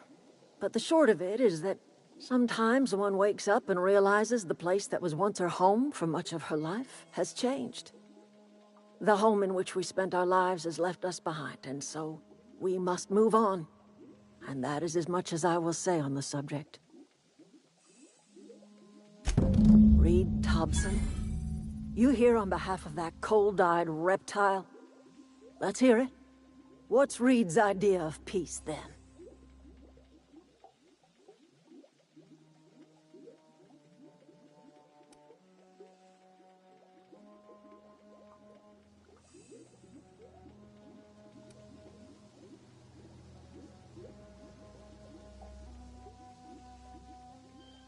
Like everything else that comes out of Edgewater, that peace offering is canned. I and my own are living just fine out here by ourselves.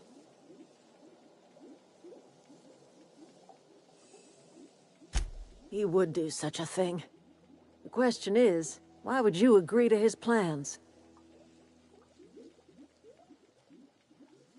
Cannery's got a regulator. You want ship parts, you ought to rip them out of the cannery's guts and leave us be. If you're going down to the plant, you should divert power away from Edgewater and toward our end of the grid. Think about it. You'd be liberating an entire town from a lifetime of service to that odious cannery. Seems the sort of thing a hero would do.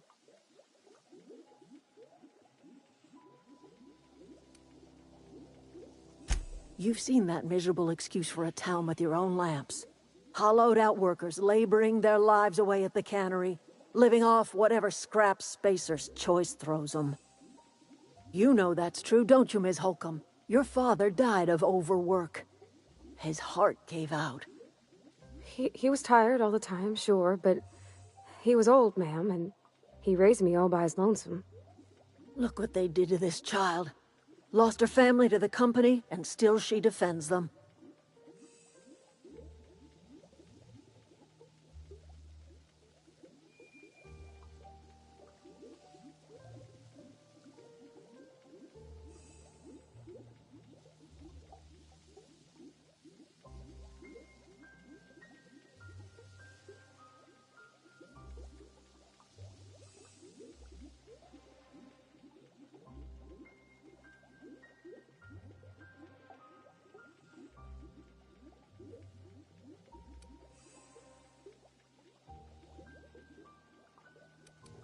Life in Edgewater grinds to a halt. The cannery shuts down, workers desert in droves, and our own little camp grows and thrives.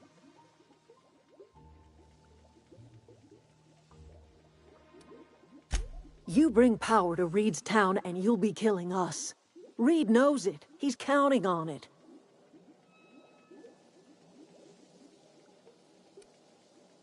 I trust you will listen to your conscience.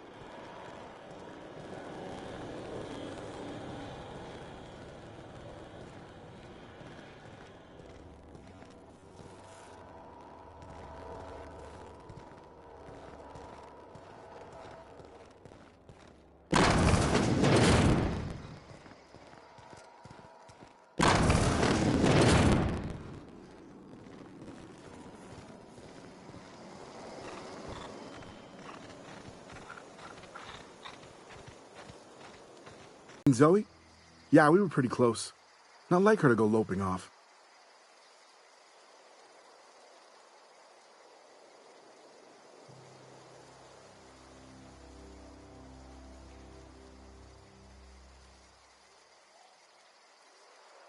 Zoe and I were going to watch the serials, as is our custom. She never turned up. I looked around, but she was nowhere to be found. You sound like some type of corporate fixer asking all these questions.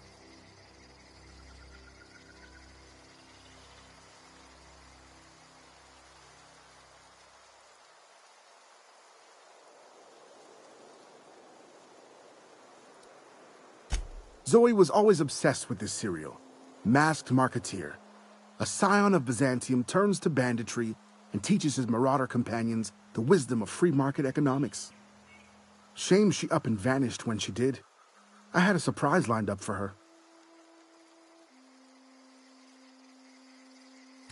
The other day I got my hands on a genuine copy of the latest Masked Marketeer. I was gonna surprise Zoe with it, but she was gone the next day.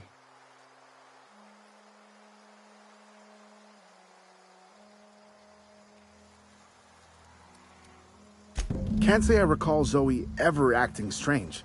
Well, except for her habit of writing things down on scraps of paper. She called it journaling, but I think it's just plain odd.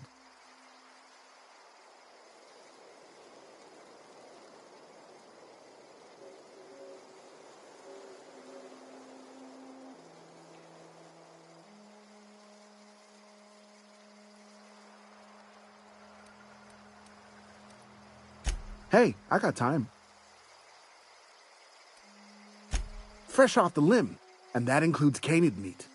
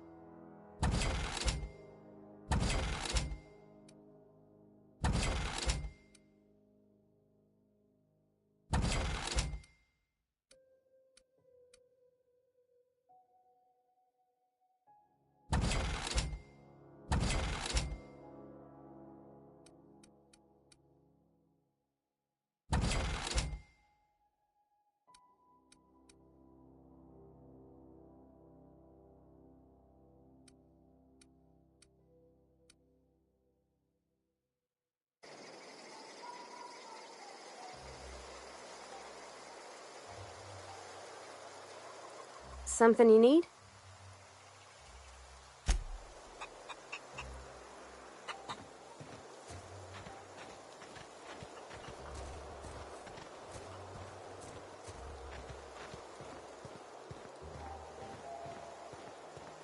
Oh, that's Thomas. He used to follow me around before he left the cannery. Oh, didn't see you there. I was just occupying myself with a little engineering. Whoa, Miss Parvati. Hey, you're, what, how are you? Hi, hello. Are you, are things safe out here? How are you keeping? Great, just great. I've been trying to keep stuff running, just like you. Only I'm not so... Wait, they didn't kick you out, did they? Oh gosh, no, I'm just along with this fella here. Are you from town? I mean, you don't exactly look like you're from town.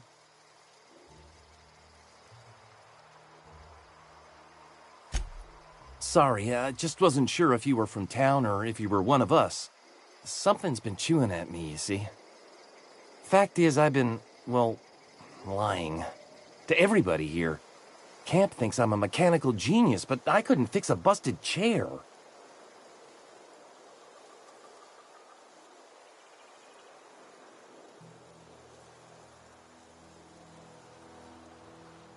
I'll take all the help I can get.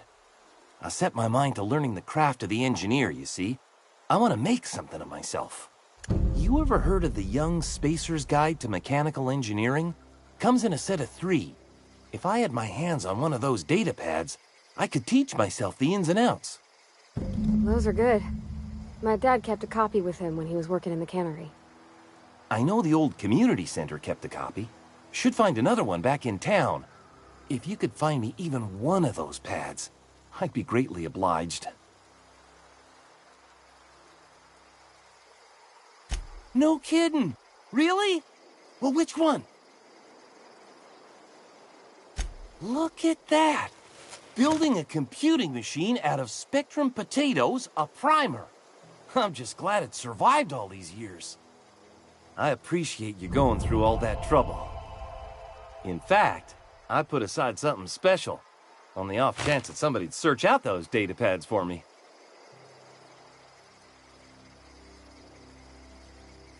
Well, don't keep me in suspense. Ain't that just ironical? If I'd worked a little longer back at the cannery, I might have found this myself. 2 whole data pads? Be still my beating heart. Oh, almost forgot your payment.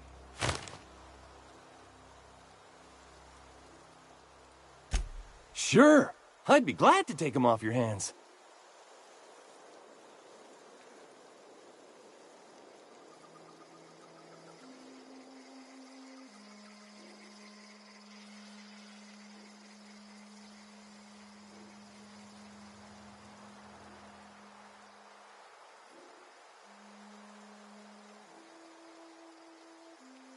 What's on your mind?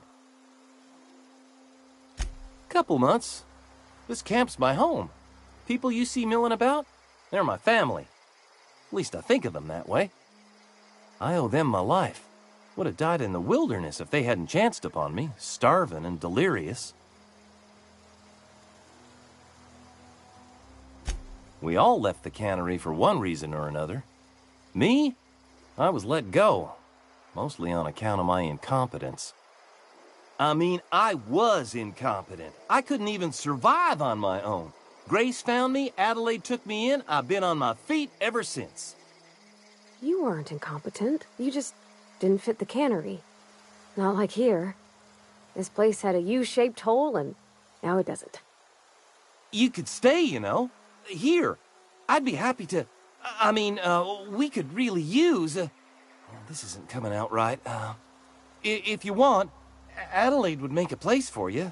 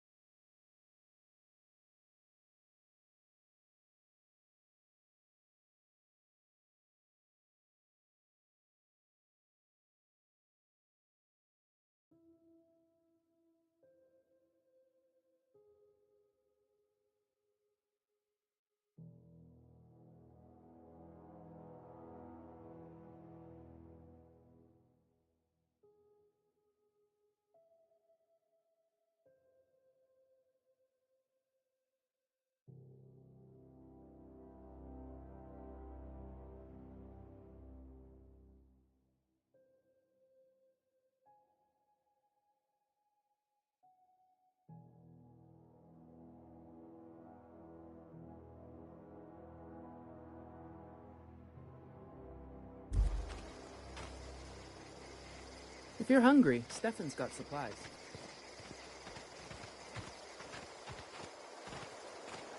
If you're hungry, Stefan's got supplies.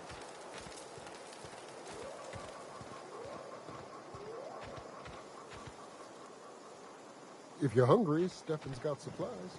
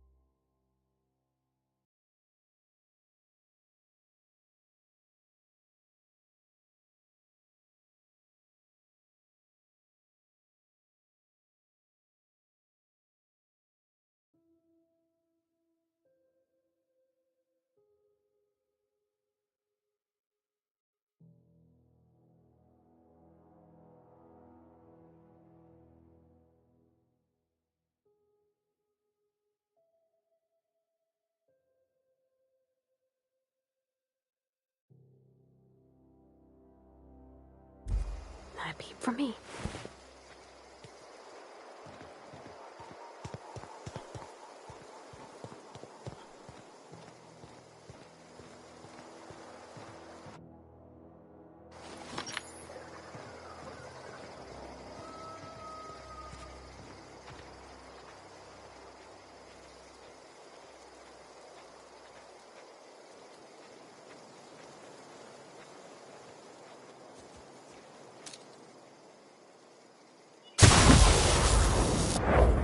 Down they go. You hiding? You scared? Come out! Come out! Someone hiding? Come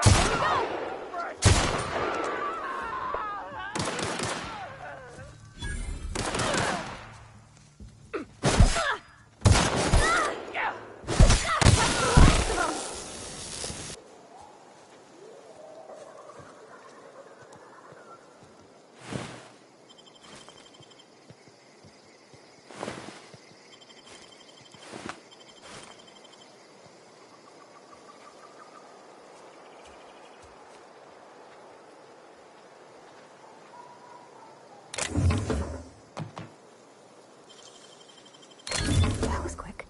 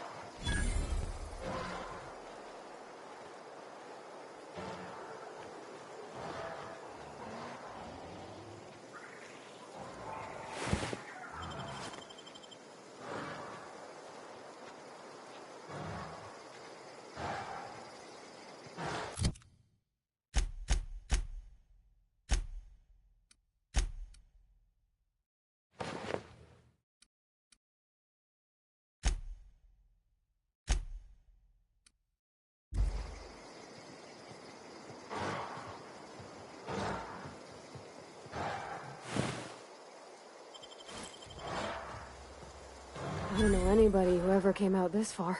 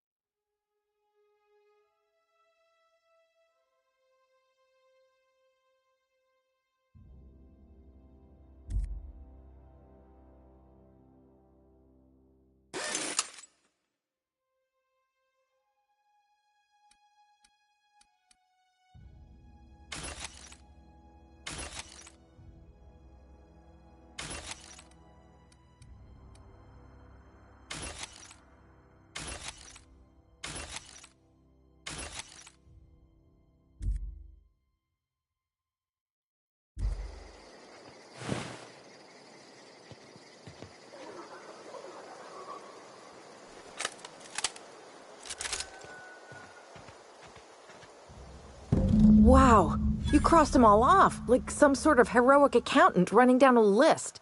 Teach me your ways. What, you mean Adelaide's little congregation of nature-loving nobodies? I could not possibly be less interested in them. You, on the other hand, you were a sight to behold. If I had half your skills, I'd be the greatest outlaw the coast has ever seen.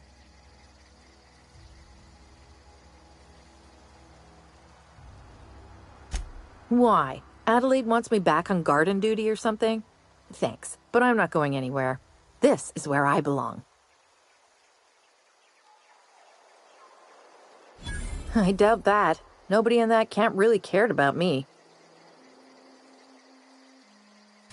Yeah, I suppose you're right. Also, he could carry on a conversation, unlike these hooligans. I'll take my stuff and head on back, I suppose. Grace is going to be glaring knives at me, so I've got that to look forward to. I'm great at clarifying. No. I insinuated myself into their company, see? And they didn't seem to mind one whit. I may have bartered them a few boxes of Adrena time, but yeah, I'm sure that's got nothing to do with it. I don't know. The vital processes that constitute the miracle of life are mysterious and unknowable. Oh, you mean around these guys? The Marauders wouldn't hurt me. They love me. I'm practically their queen. Yeah, must be my natural charisma. I got kicked out of Edgewater on account of falling sick with plague and stealing some medicine to treat myself.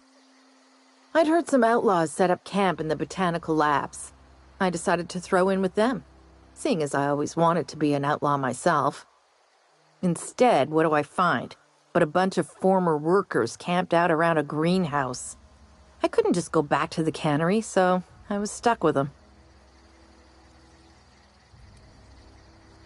I've got all the time in Halcyon.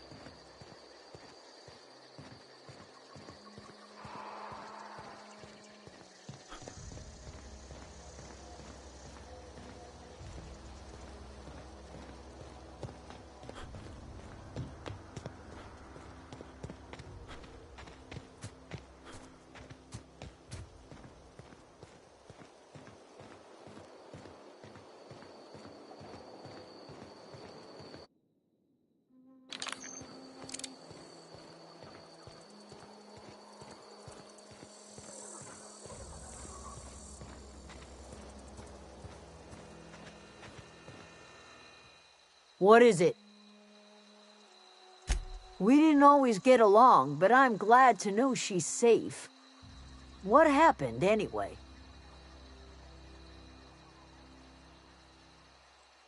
Zoe joined up with a band of marauders. Zoe. The same Zoe who doesn't know a barrel from a trigger. Well, I've heard stranger things. You pretty much did my job for me. Least I could do is pay you for your trouble. Let me know if I can do something for you.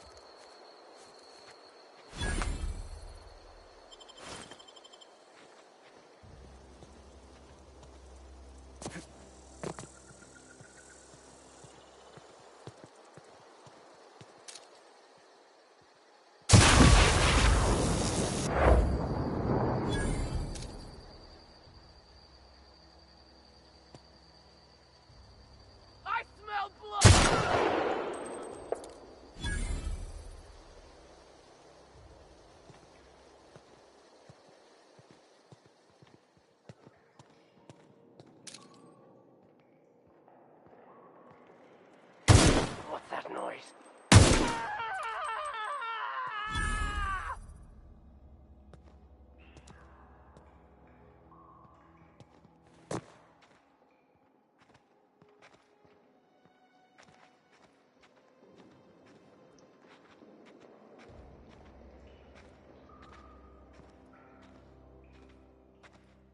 Incoming!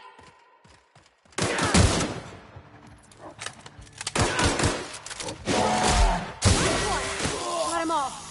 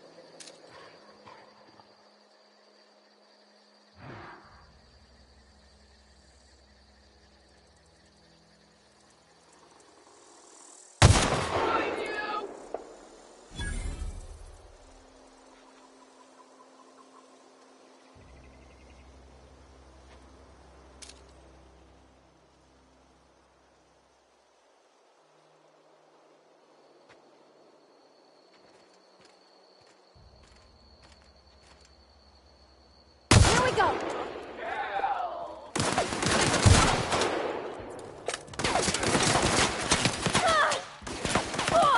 Nice hit! Down they go!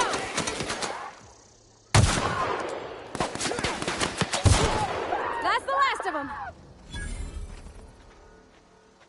Okay, keep him quiet.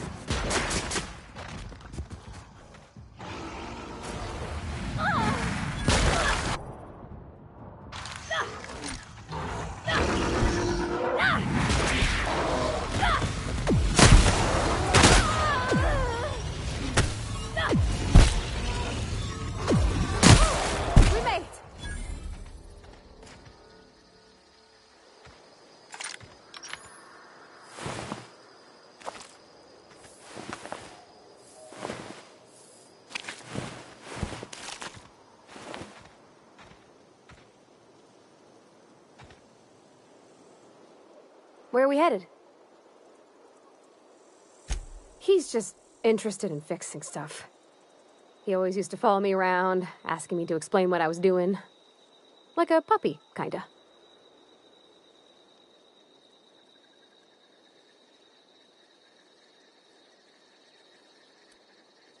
He never told me a word to that effect. And since he didn't, I didn't have to say nothing about feeling different. And nothing had to get weird. If he wants to learn about engineering, we should help him get those data pads he wants. I'd like to do that for him.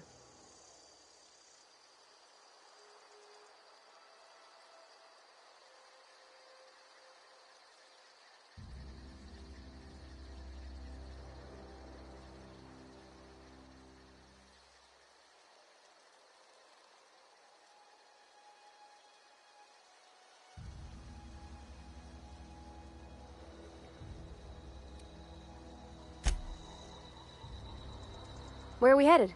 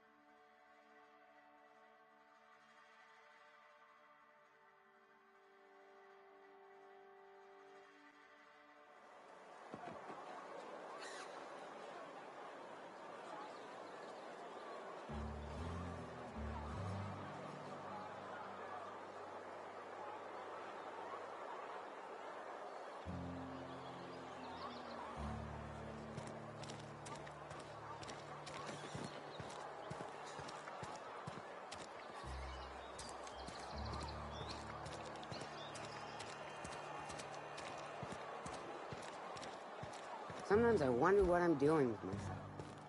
Interesting jumpsuit you've got. And by interesting, I mean suspiciously reminiscent of contraband. We pay by the finger. What do you have for me? Gil Antrim. Real name, Guillaume. Duly processed by a freelancer on behalf of Spacer's Choice. I remember him. Was just a kid last I saw him. Shame. I'll just need your signature here, here, here, here, and here. Got any more fingers for me? Mabel Burgess. Age 37? Right or left-handed? Let's just say no longer applicable. I remember Doc Burgess. Conducted my physical every fiscal quarter. Guess she couldn't keep her hands off her patient's medicine. Still one outstanding bounty. If you've got a finger, I've got the paperwork. Here we are. Bertie Cotton. Cause of death. Let's just say overwhelming physical trauma. Bert was the local preacher before Max took over. Always was quick to remind us that we all get what we deserve in the end. Well, that's all three. I must remember to requisition some more fingerprint to ink. Here's all the compensation you've earned, plus a bonus.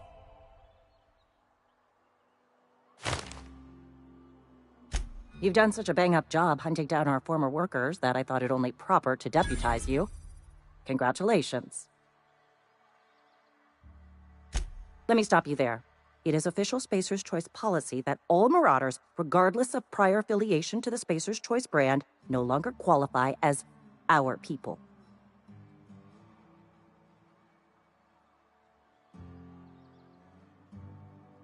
Marauders are folk who lost the will to keep working, wandered out into the wilds and gave into their baser instincts. Not everyone's cut out to work in Edgewater. Some turn deserter, some turn marauder. None of them get my sympathy.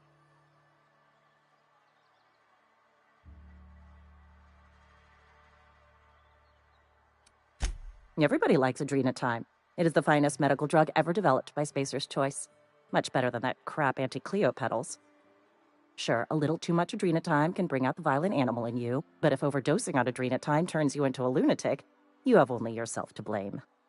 Says so right on the warning label. Violent psychosis is a well-documented and legally accounted for side effect of Adrenatime.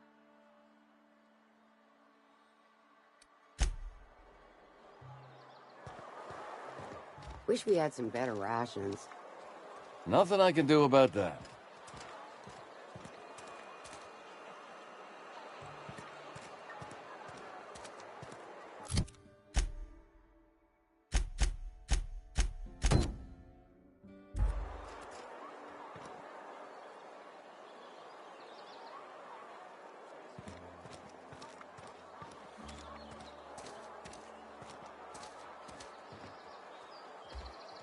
Keep your distance, friend. Sick house is no place for a traveler.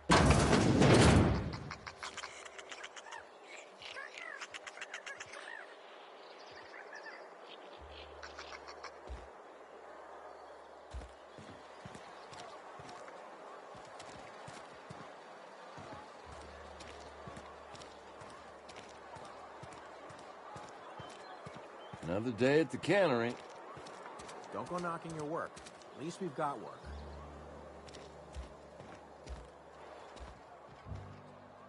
It's not the best choice, it's Spacer's Choice. And before you ask, I'm all out of deluxe salt tuna. All I've got is gourmet. Go right ahead. What, you mean Edgewater? That's a peculiar question. This a test? Am I being tested right now? It's, fine and dandy. Couldn't be happier. Wouldn't want to spend my life working anywhere else. Prettiest little town on Terra 2.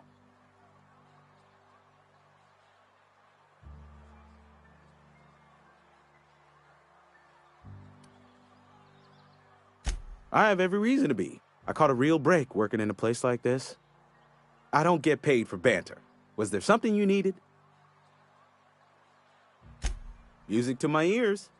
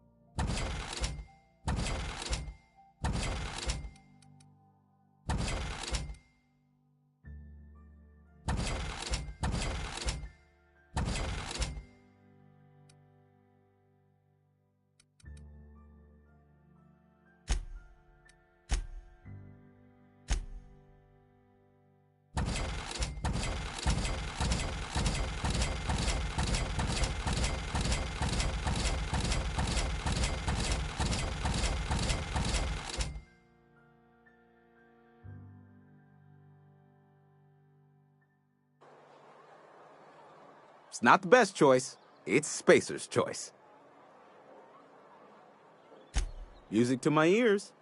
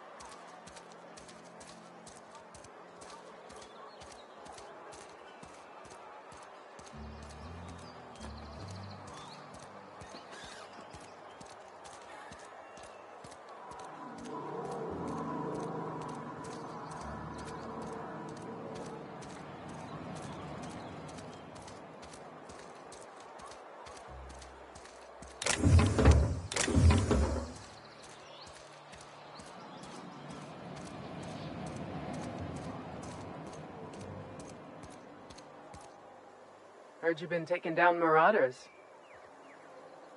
You're safer inside the walls.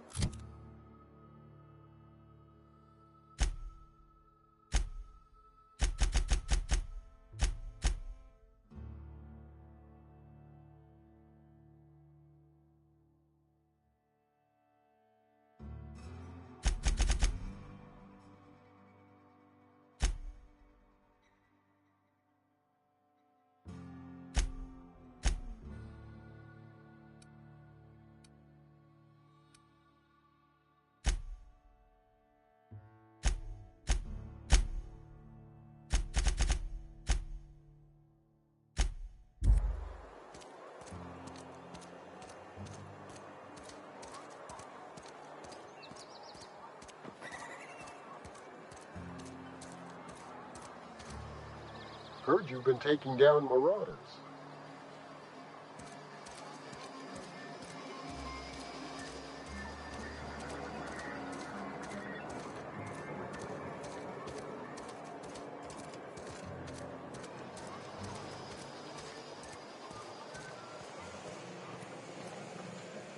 Move along.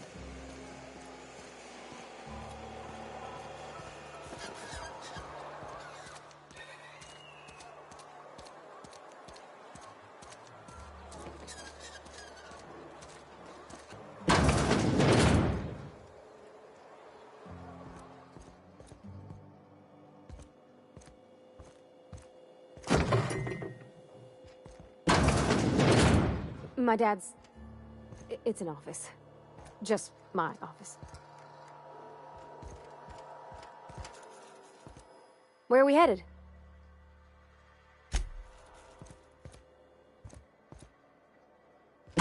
I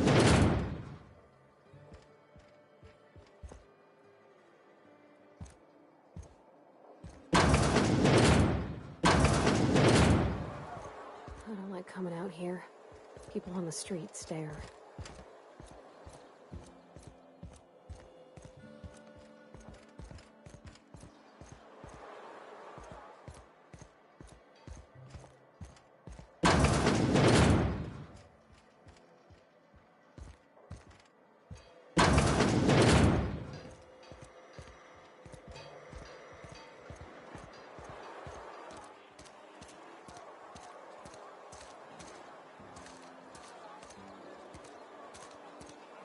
Wish we had some better rations. We should keep our voices down.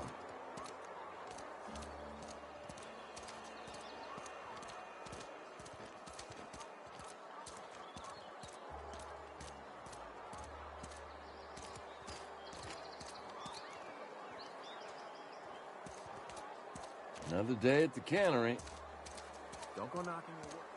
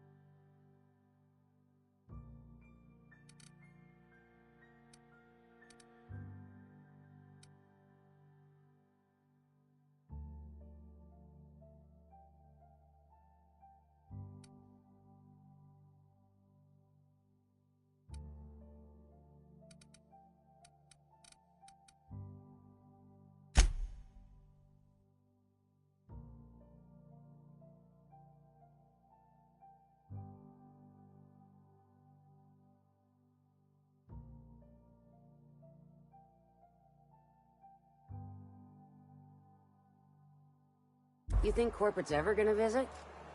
I'm not holding out hope.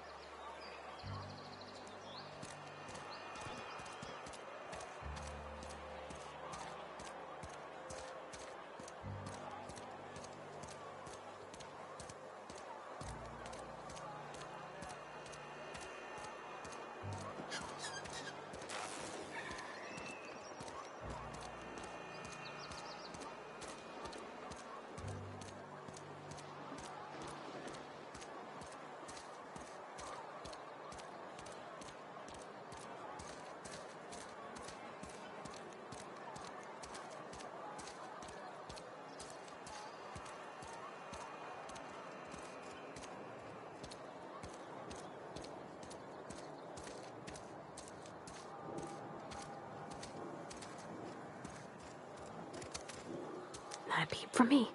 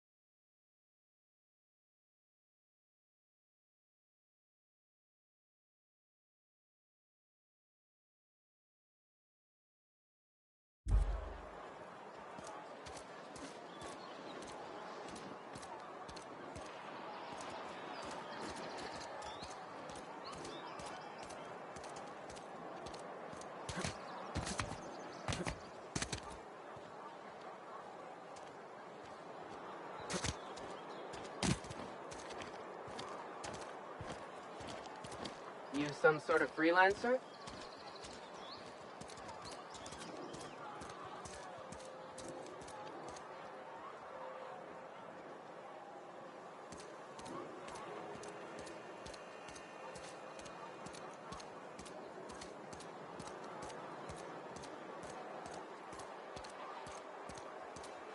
I've been feeling pretty low these days. I know how you feel.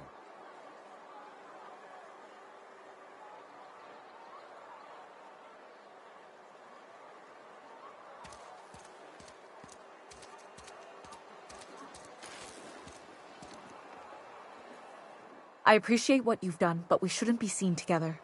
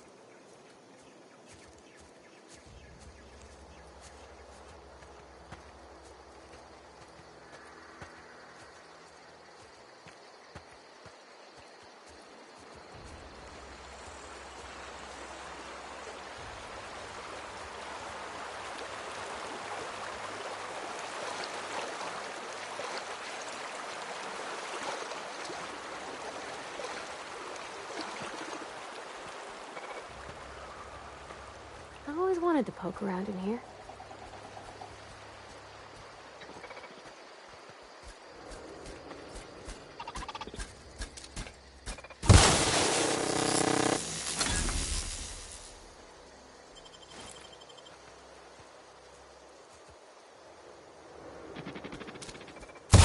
Here we go! Woohoo! Nice work!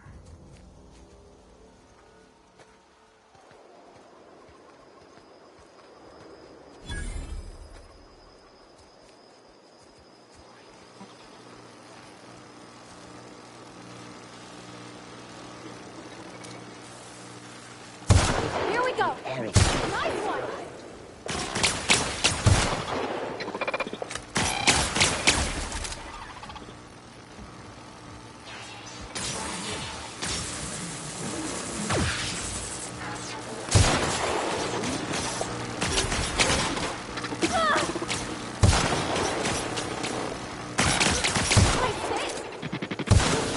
That's the last of them.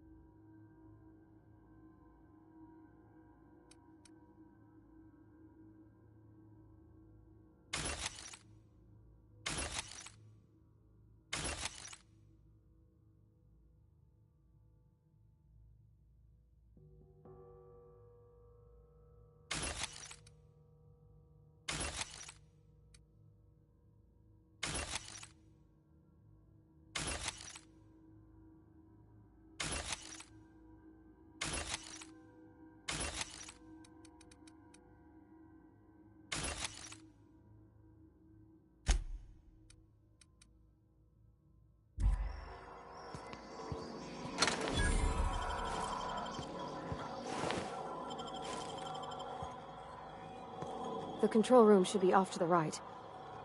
I hope we're doing the right thing.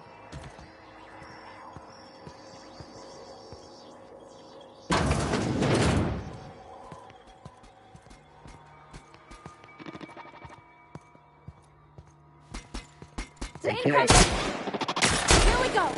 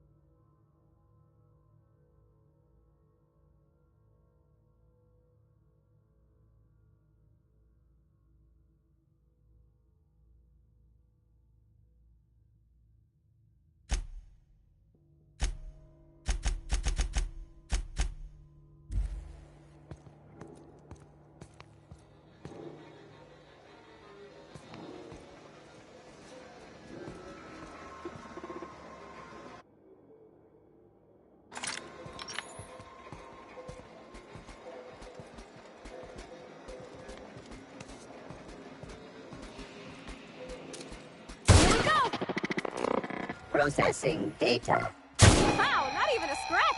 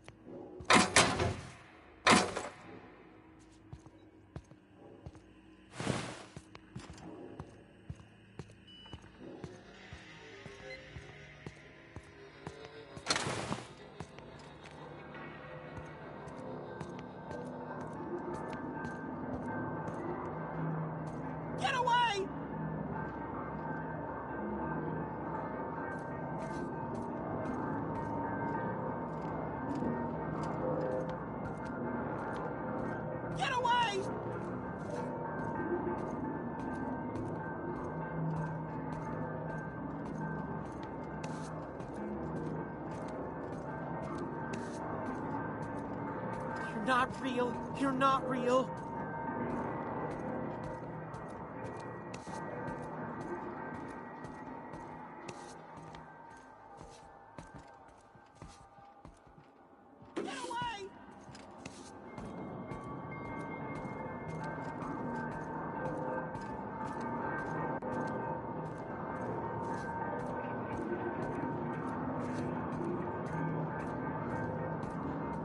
Go away, Phantom!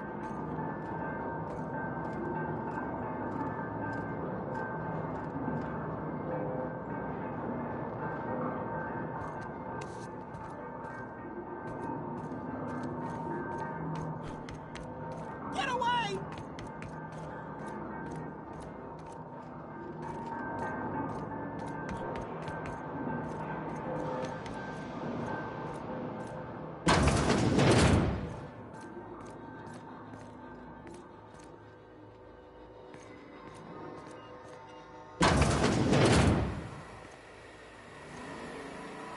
Mind the steam.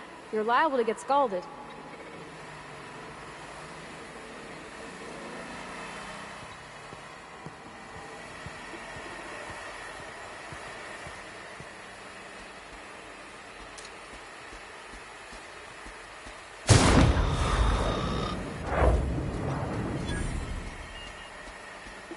Beginning six.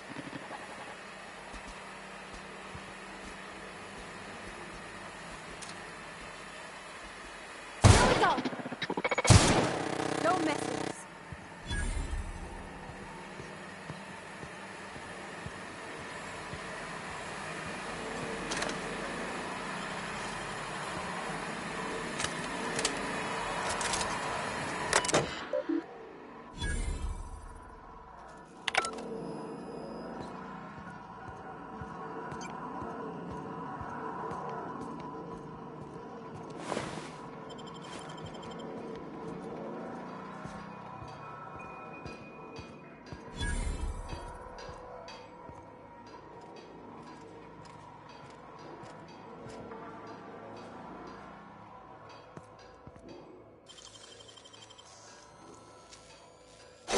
Wish I could do that.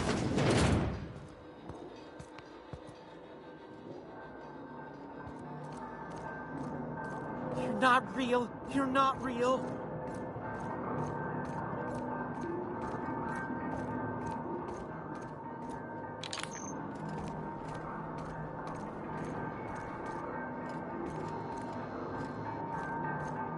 No, no, no, just leave me alone.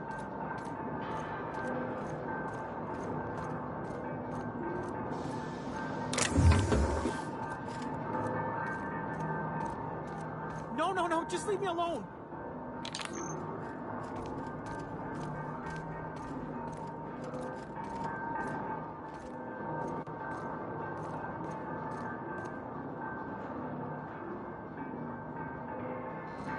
No, no, no, just leave me alone. You're not real. You're not real. Get away from me, Phantom. Shoot, scram.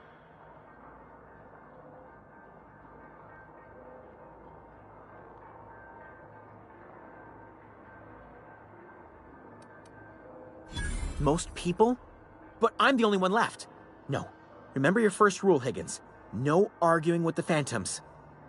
See? See, Higgins? This is why you must always boil your sprats before ingesting.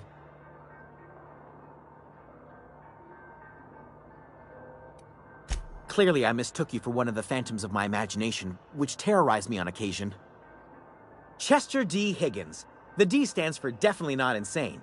I use it as a reminder.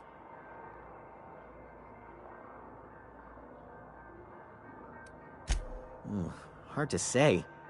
By my reckoning, Higgins has been here somewhere between 2 weeks and forever. My recollection's a touch fuzzy these days.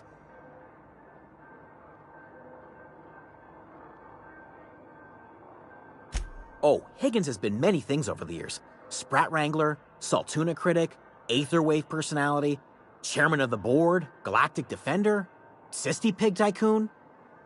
I've come a long way for someone who started off as a simple engineer right here in this plant.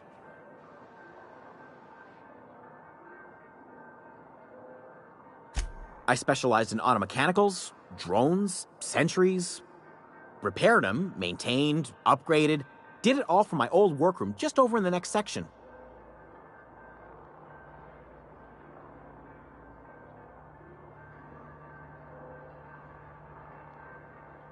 Look, I don't want to fall into any trouble with the mechanicals. If they wise up to our plans, they will come for us. With prodding irons.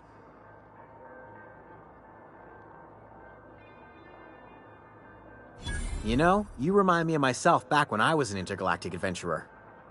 I discovered a flaw. Their hostility levels were hardwired to maximum. There's no changing that, but you could rewrite their targeting protocol so they attack each other instead.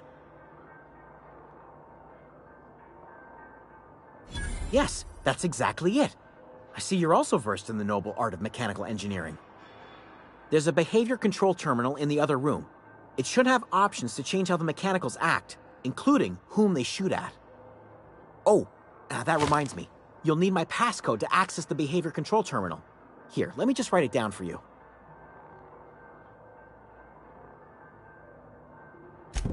Funny thing, I was working on a logic module just before the mayhem started. Security chief found me and confiscated the logic module.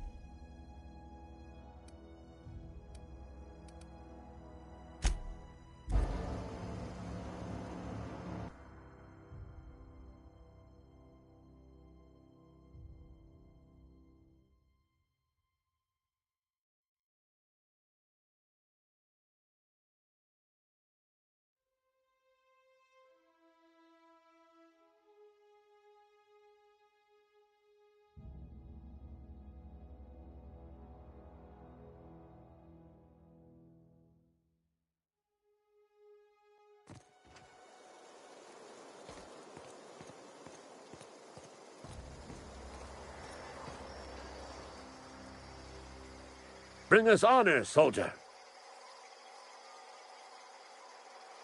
Bang up work, soldier. You're a credit to your uniform. Oh, that reminds me. Gotta look into getting us a uniform. So this is it, then. The key to humanity's victory over the mechanical hordes. I would reward you with the gratitude of the Resistance, but I'm guessing you want something tactile.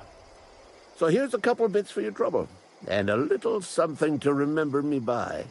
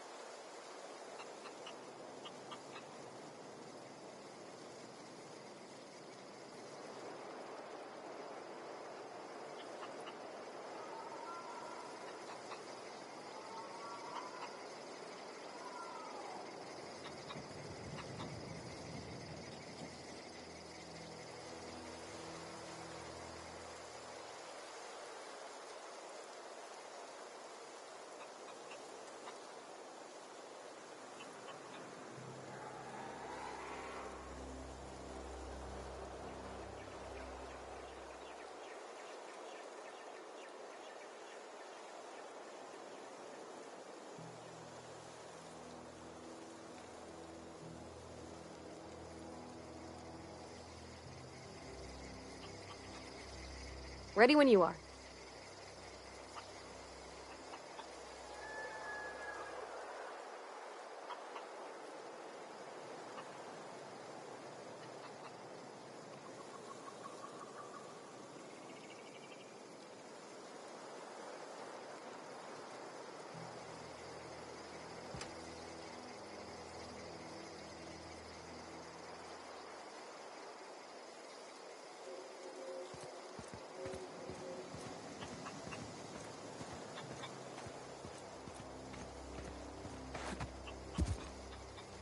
Zoe says she fought her way out of a marauder camp with her own bare hands.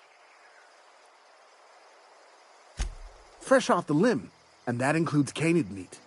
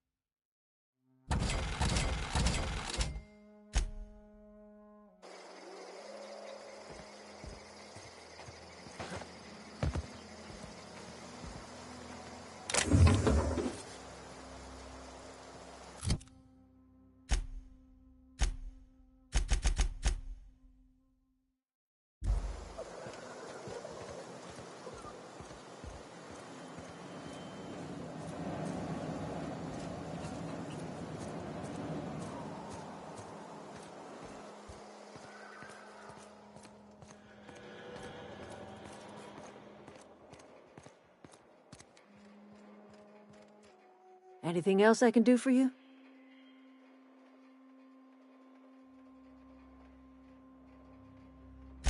That's not strange at all, dear. Few of us truly know where we are. The world can seem like a forest without end, and it is all too easy to lose one's way. But we must remember that being lost is the first step in discovering yourself.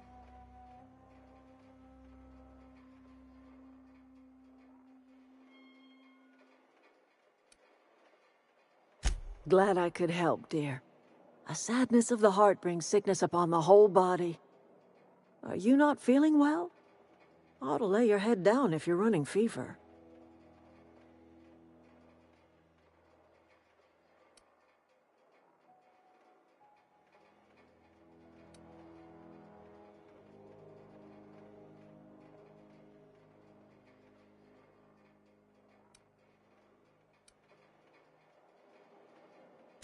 I get the sense that when you say hibernation, you are not talking about a full night's sleep.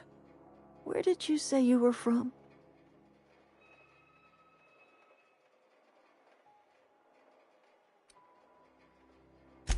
Is that a new settlement of some kind? I haven't kept news from outside the Vale.